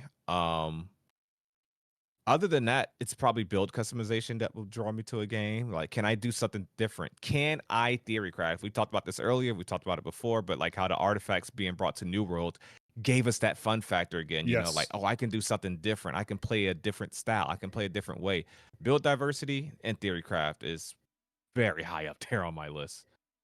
Yeah, it's so a perfect example of what Nice is talking about here for as an example for New World, because we're New World Andes, is they recently came out with an artifact. It's an ice gauntlet called Deep Freeze, and it's a very interesting one. And when I first saw it, I was like, dude, like I'm gonna run this with Spear. And for those of you guys that have played New World, Spear Ice Gauntlet don't mix. Like those are two weapons that people traditionally don't combine together. And for some, like it's one of those types of weapons that you can actually use with a bunch of other types of weapons because it's so versatile, and it's really cool. And that adds, like what Nice is saying, it does add to replayability. It adds to the replayability of content. And I feel like oftentimes MMOs take the grindy route. And I'm gonna be very blunt about this, but sometimes like there's a difference between enjoying and having something be difficult to get and it's enjoyable, like accomplishing the goal is fun, and something being so hard to get just for the sake of it being hard to get. And there's, you tread a line between that oftentimes, I think. And sometimes it's like there's some and you guys know what I'm talking about. There's had to have been content that you guys have played where you're just like, dude, I've ran this same friggin' dungeon 100 times and I haven't gotten my stuff yet. If I hear these NPCs tell me it's like, this is going to be my downfall one more time, I'm going to rip my eyeballs out. Like, I just don't want to, I don't want to see it. I don't want to hear it anymore. And so, yeah, I think good, fun replayability is really what matters. So I completely agree with you. Yeah. Oh, when you said that, hearing that same NPC's dialogue and just getting embedded in your brain, it's just like, ugh. And that's why having a lot of content is important too. Yeah. Intrepid has a track record of hiring gamers. Yes. Everything that New World did made me stop wanting to play. Dude, if you played at launch, I feel so bad for you. Yeah. Same thing to you, Pocket. Pocket says, I love New World starting off, but as soon as I hit max level, I knew I was done because I had nothing to pursue, and even the early PvP wasn't done or balanced. Yeah, I'm sure it wasn't, man. I totally get that. Andy says, think it would be a good idea for AOC to be available on GeForce now. I'll be honest, I have no opinion of that because I don't know what that exactly does. I hope it does get that though. I know that's what I use, but I don't know what it being available on it right now would do though. Ryan, thank you for the $10 donation, by the way. Really appreciate it. Thank you so much. Fox says, it's funny because PvE players say MMOs aren't for PvP. Go play another game. Oh man, how many times have we heard that? Why we left ESL. But when it comes to Ashes, they want them to change for PvE interests. I think Else is talking about content that's made just to inflate game time and not for enjoyment. Yes, indeed. That's a good way to put it. It's RNG for the sake of being RNG. It's grindy just for the sake of being a grind. It's not enjoyable. It's especially when bad luck protection is not in play. Like I think New World doesn't have that implemented yet, where you go like, okay, artifact drops from this dungeon, and there's a, I don't know, let's say a 10% chance that it drops, and you run that dungeon 20 times and you don't get it. That should not happen. No one wants to run that dungeon that many times. You Yep. shouldn't make a player do that. There should be some statistical thing like, okay, you didn't get it this time, now you have a 20% chance, now you have a 25, now you have a 50% chance. There should be, don't get me wrong, keep like legendary artifact, well, what is it called? I think it's called artifacts and ashes. Those super rare things. Leave that the same RNG pool, but some things like that cause you to repeat dungeons or specific activities is Yeah. never fun for the player. Yep. Like it's worse than fetch quests. It's just like that's not fun. Like it's just not fun. I don't want to have to do this.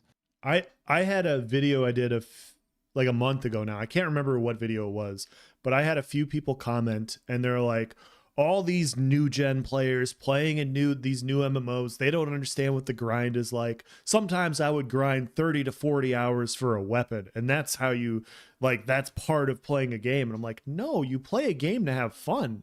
Like, who gaslit you into believing putting a full work week, like a light work week, a 40-hour work week's worth of video game time into getting a weapon is good game design? It's not.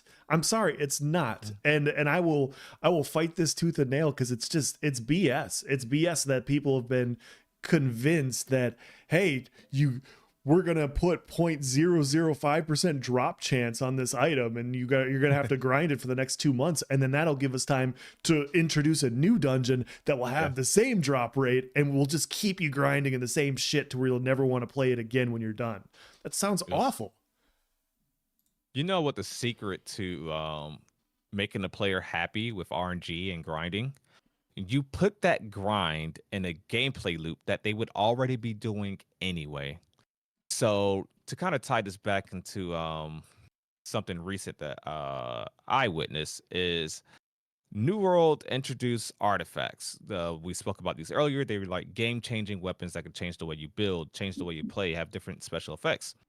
Well, the artifacts that I wanted happened to come from PvP anyway. So I never just sat there grinding PvP level. I was doing PvP anyway. And then, oh, one day it just happened to drop like, oh, that's convenient. Thank you. Finally, I got that.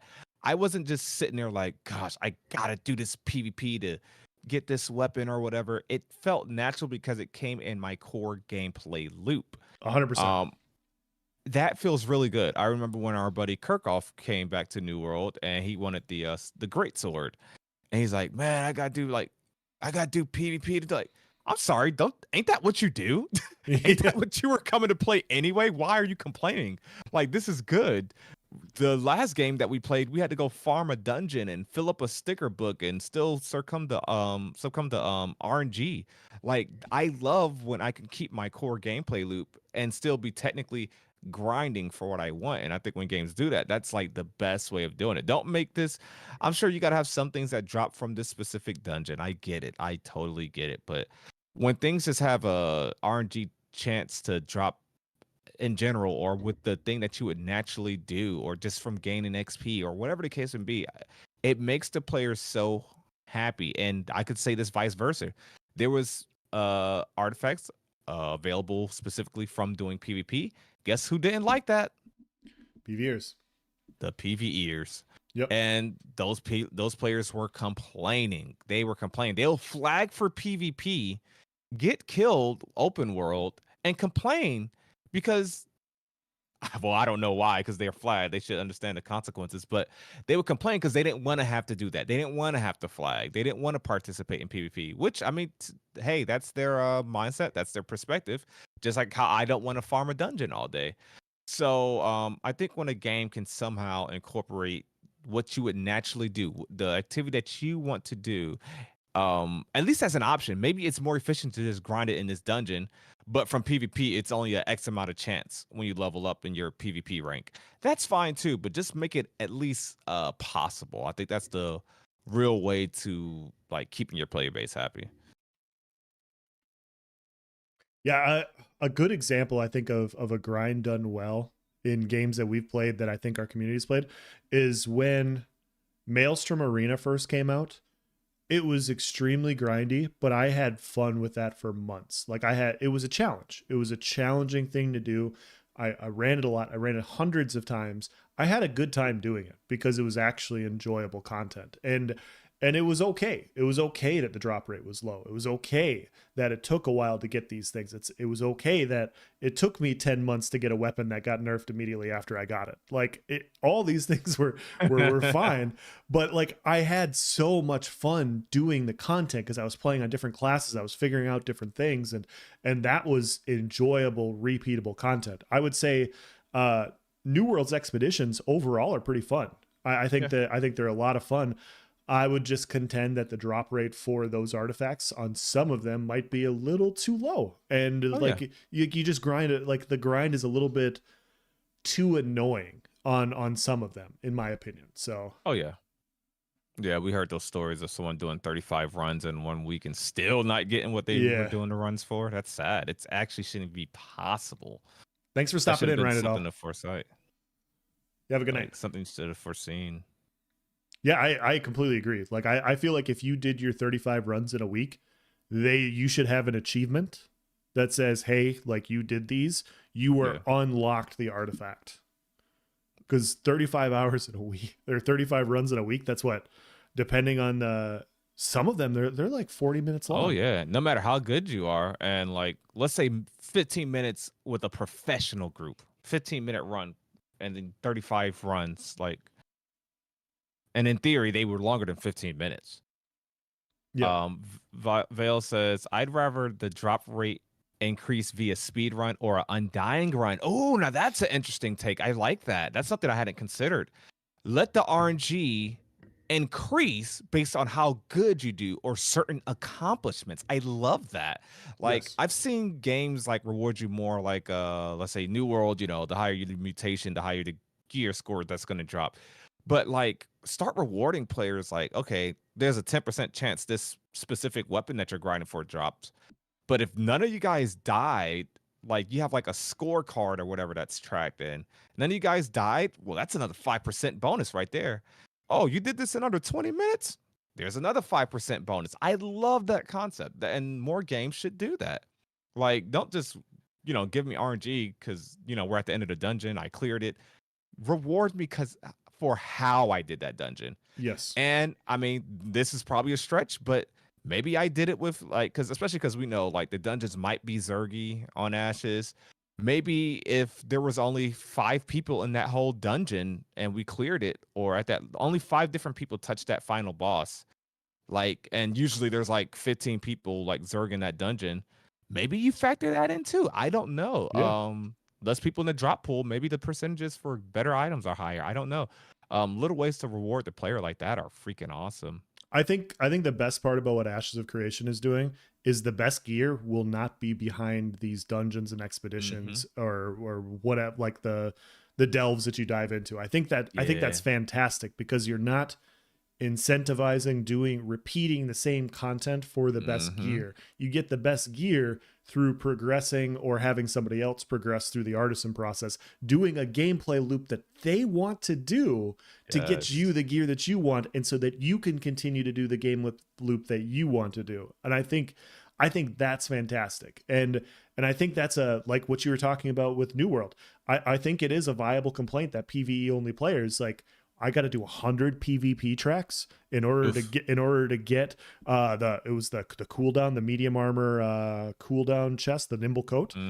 They're like, that was the best in slot healer thing, and they had to do 100 PvP tracks. They're like, guys, I'm not a PvPer. Like, this is gonna take me 4 weeks to get to level 100. Yeah. Like, that's ridiculous. So that sucks. Mark says that was ESL trying to get matching monster sets in a combination. Yeah, man, trying to get the right weight, trying to get the right trait. Especially before transmuting, where you can change the traits. Caleb says, "Do you think PvP items should come from PvE content and PvE items come from PvP content?"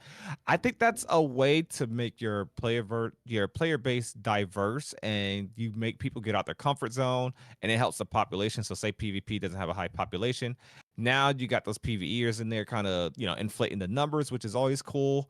You also have people trying something new, and maybe they realize like, oh, I'm actually pretty good at PvP. Oh, this isn't as bad as I always thought. I thought this was gonna be like PvP in my other game that I play.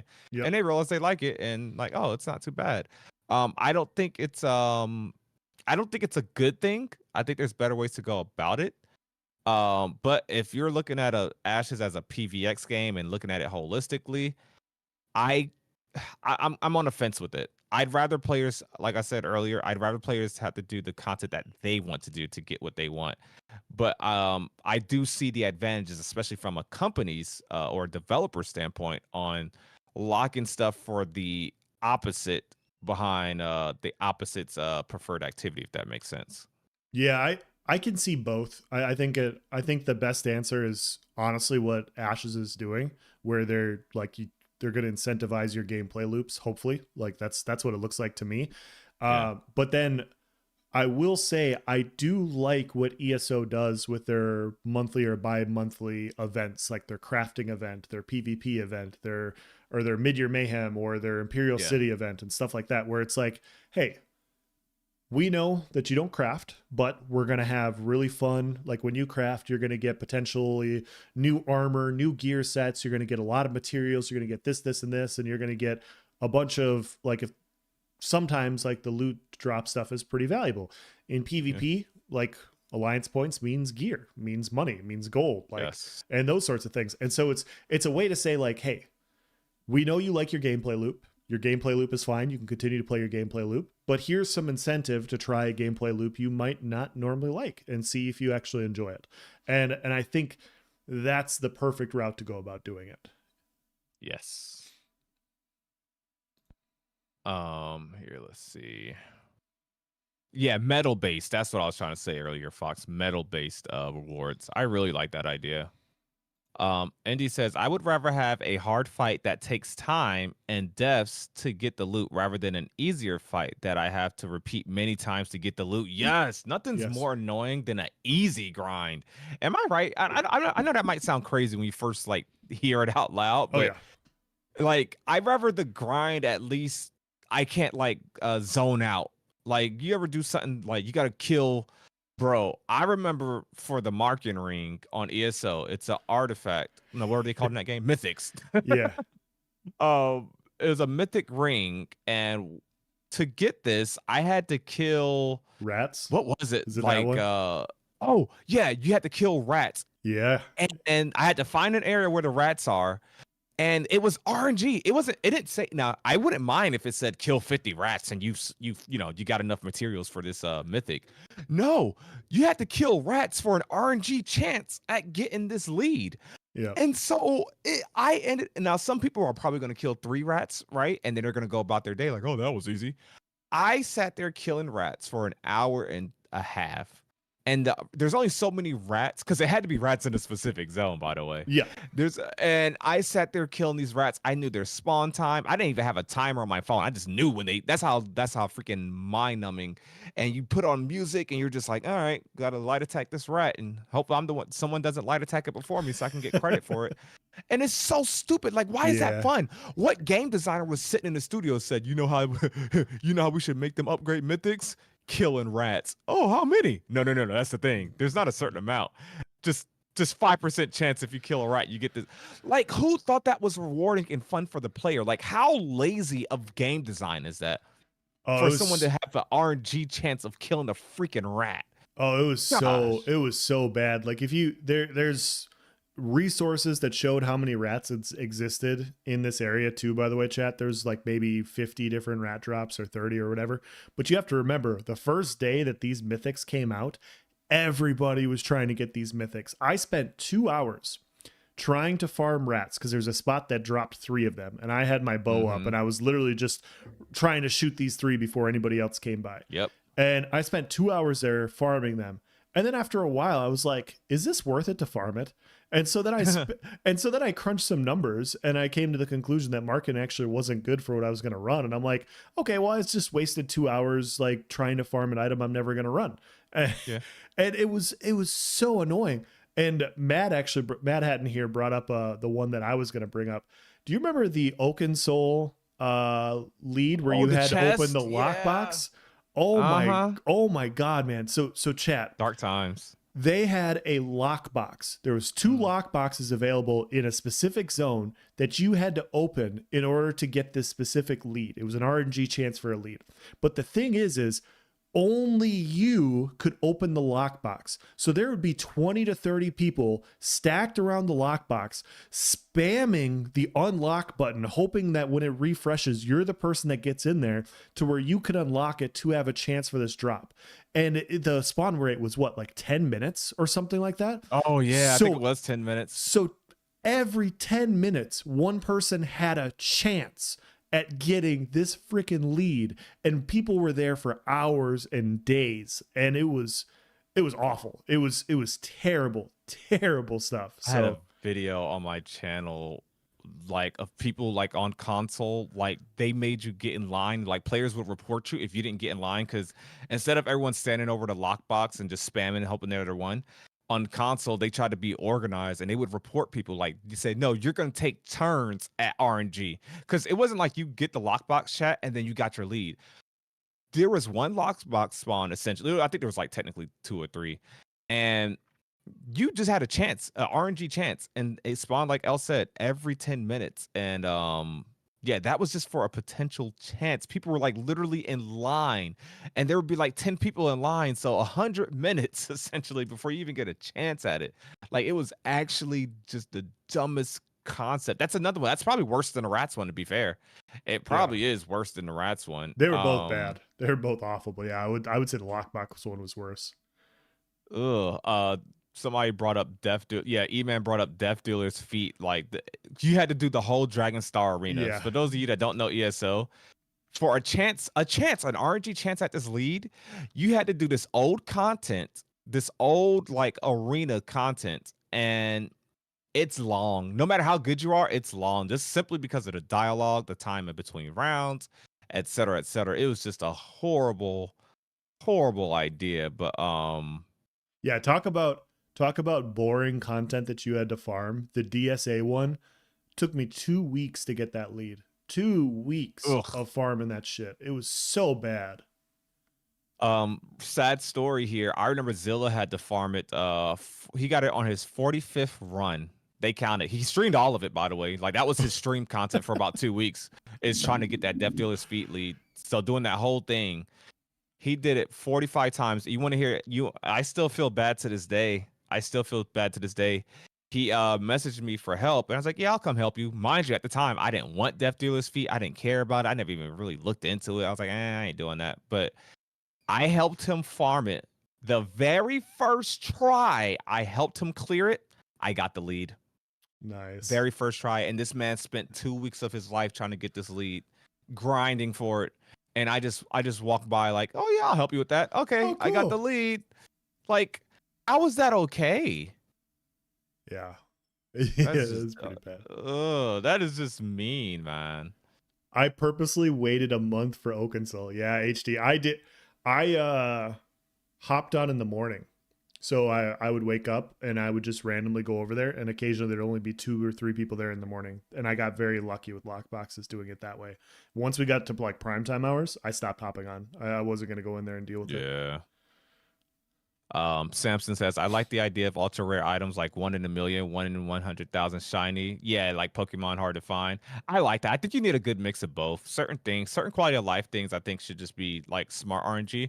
But yes. I do understand how things being super rare, and like I really like super rare items because one, you feel good when you get them, but if it's something you gotta grind for, it feels bad. But I do like super rare items, especially because the effect that they have on the economy. It feels good, like picking up that rare mat that you've been poor. You haven't been making no gold. The rent on your freehold is due. You don't know how you're gonna make it, and then you're out there mining, and boom, prismatic gold ore.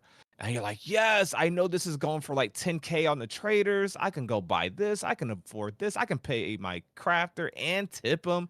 Like it feels good. It feels good having some RNG. Yeah. Um, Yeah, as long as it's enjoyable. Like I remember in ESO, I was doing a trial because I was one of the few like pickup group tanks that could actually tank the mhm. trial. And all of the gold gear that would drop from there was really valuable. So I was making like 250K gold a pop off of like the rings that were dropping.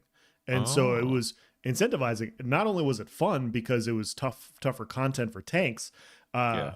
and so I was like having fun being valued in a group, but I was also getting rewarded for the content that I wanted to get, which was great. It was really, really fun. So That brings me to another thing. I always joke about how I'm gonna make money in AOC by like seeing someone's caravan and saying, "Hey, you give me 500 gold, I'm gonna let you go." But being a good, because if I'm able to do the tank archetype, like being a good tank and charging people for runs, like, hey, you're not gonna get no death penalty if you run with me.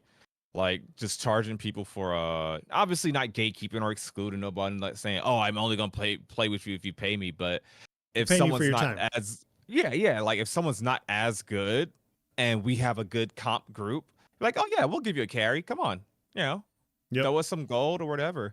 And then of course there's gonna be times, and there's also the balance of that, right? Like also, sometimes you just want to help the community.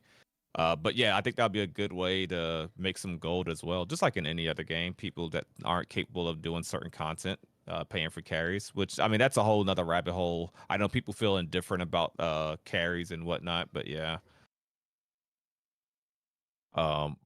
Pocket says one thing I enjoyed about RO, their grinding was horrible, but they had a card system, a 0.1% drop rate. Any mob would drop a card, and the cards had great value to socket gear with.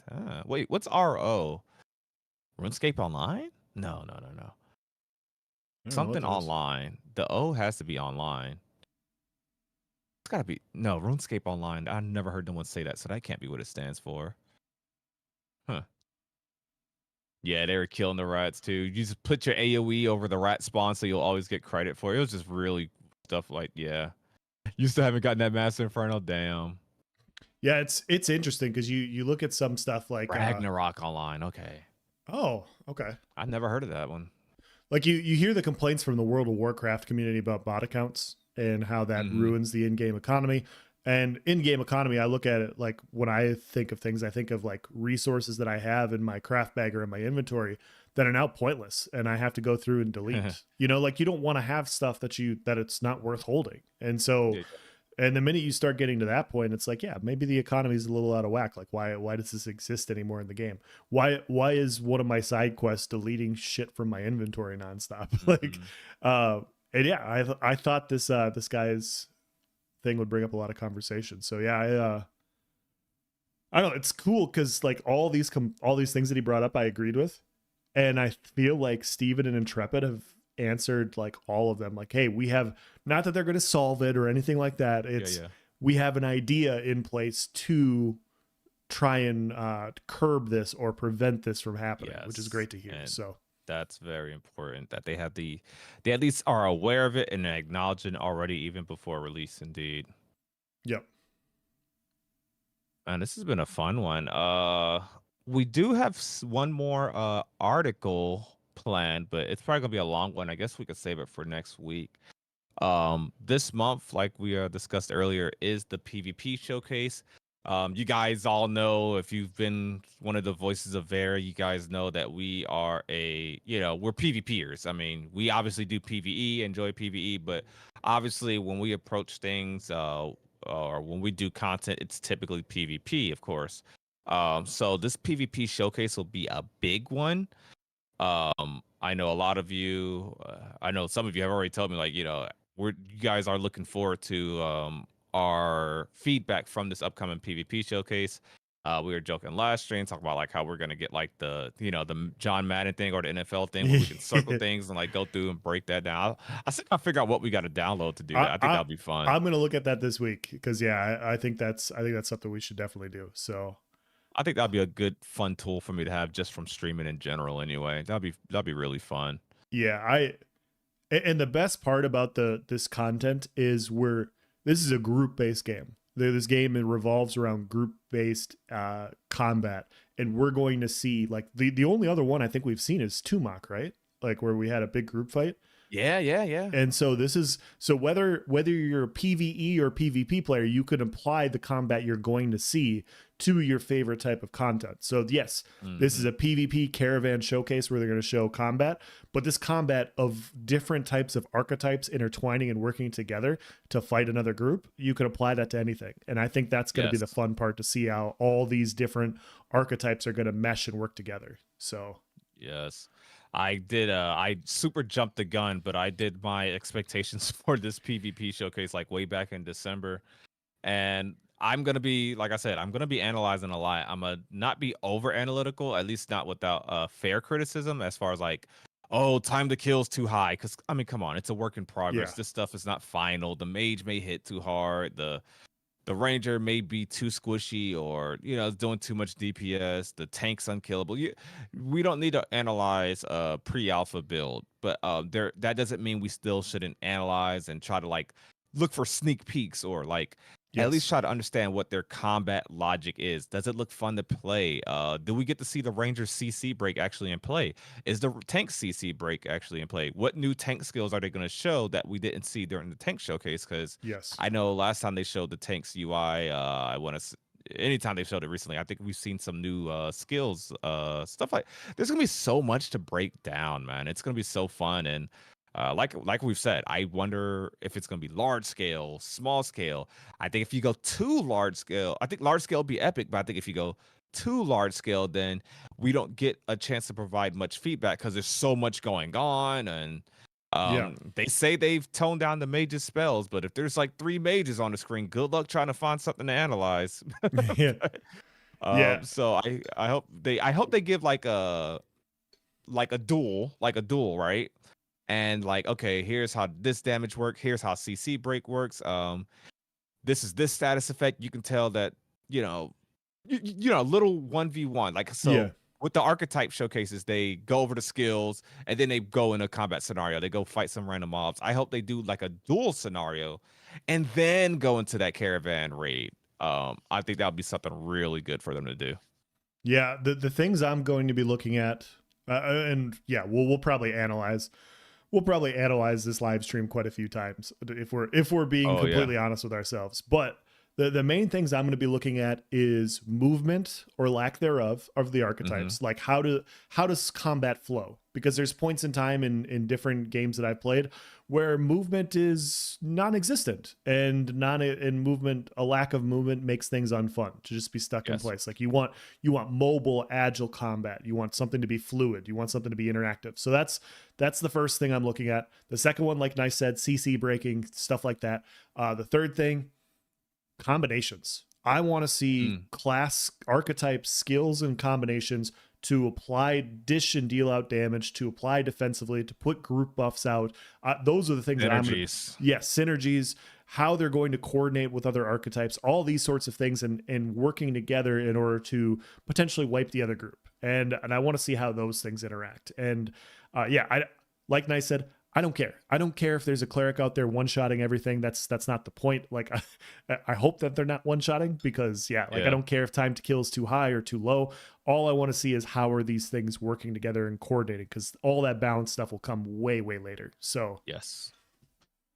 I'm even gonna I'm not gonna overly look at it, but I'm gonna even look at performance. And what do you call it? LOD issues, or like I know during the Tumok showcase, if we go back and watch that, some character models not controlled by the character looked like Nintendo 64-bit characters. Like they just were not rendered properly on the screen.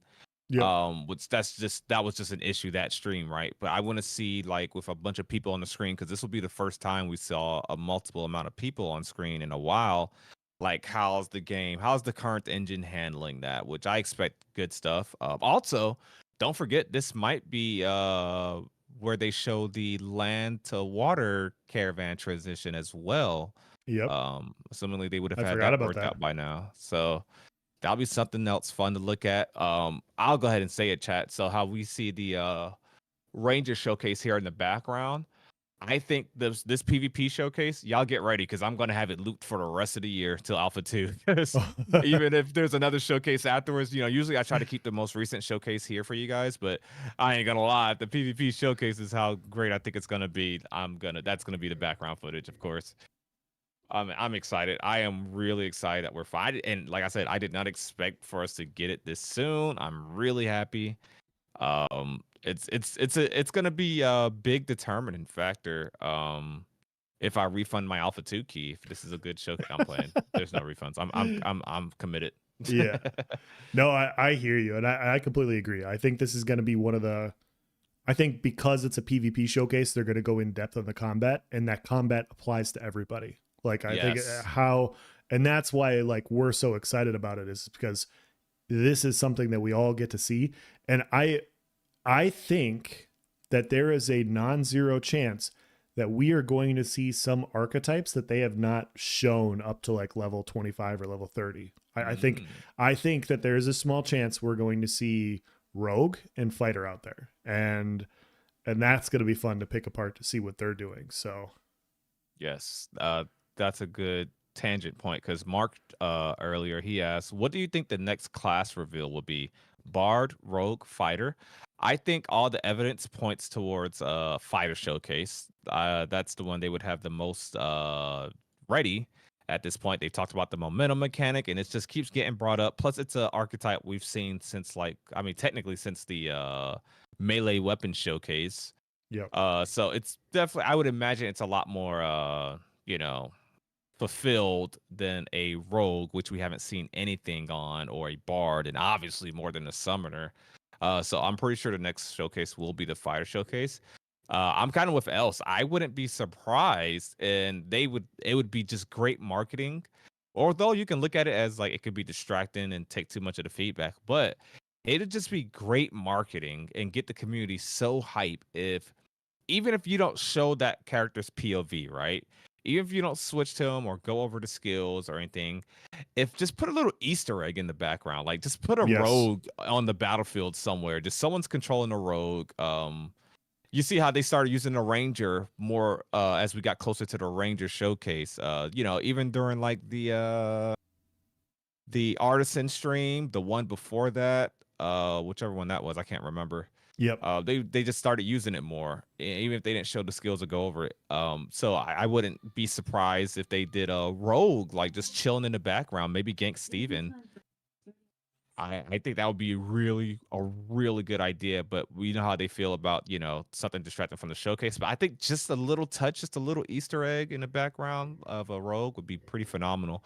And that's the order I think it's going to go. I think we're going to get fighter, rogue, bard, and then obviously summoner, which is a pretty obvious guess there. Yeah, I completely agree with you. I think it's in that order as well. The reason we're bringing this up this way, chat, the reason why we're talking about why these things might exist is way back in July, like last year in 2023. Steven brought up that cleric, rogue, fighter, and ranger were all similarly developed, like along the same path. There was just some visual effects and UI things that they needed to tweak and improve on. And so they've already since then shown the cleric and they've now shown the ranger. So it leads me to believe that it's possible. Yeah, maybe it's not ready for a showcase yet. Maybe the visual effects aren't fully hashed out, but it could be ready for a PvP combat showcase as like an Easter egg in the background, like exactly what I said with the last few live streams before the Ranger showcase like having the Ranger in the background. So I could definitely see that. Yes. I guess we'll end it there. This has been a fun one. What about Rogue Showcase? Yeah, I think it'll be after the Fighter Showcase whenever we do get that. I think so too. I wish it wasn't, but I think so too. So Ron says, I think the combo system will work a lot like Arcade. He hints at it so much. Oh yeah, I'm sure. Oh my. Viral hooked me up. All right. Snap. Thank you, Viral. Holy cow. Thank you. This is exactly what I wanted. Okay, sorry. ID user says, I'd like to be solo. Hope I don't get forced to group up to be viable. Oh man, ID. I'm sure you can do a lot solo, but for the most part, you're probably looking at this is going to be a group focused game, but I'm sure there's going to be very decent solo builds and definitely solo archetypes. I would imagine cleric's good solo because obviously self healing. Summoner's going to be good solo, especially if you could put a taunt on your summons and they're just another thing to distract the NPCs. And then third, I would probably say the rogue would be friendly, being able to stealth away from those NPCs. I think those are your three solo friendly archetypes. You could say tank because it could survive, but we'll see.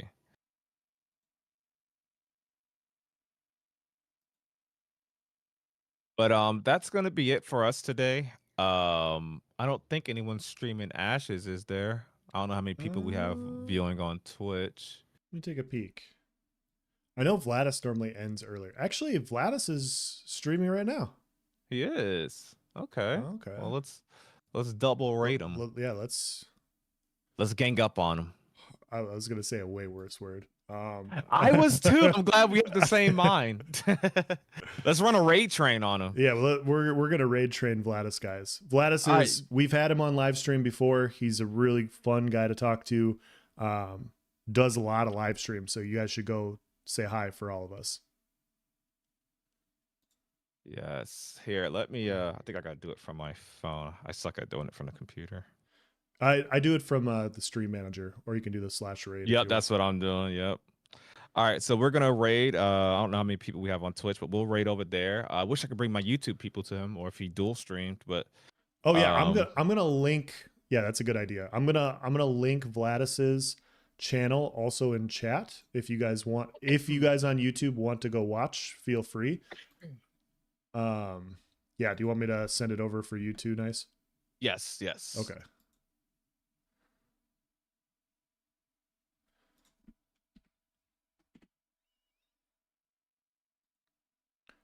All right. My raid gangbang's ready. Sorry. All right, there we go. All right. Yeah, go say hi to Vladis. He's awesome. So we'll be over there. I'll be over there for a little bit too. Yes. Let's go finish this AOC talk.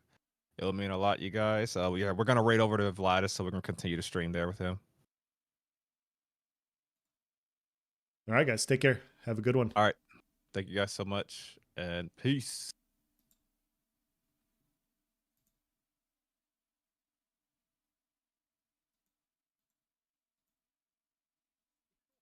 All right, 2 hours, 11 minutes.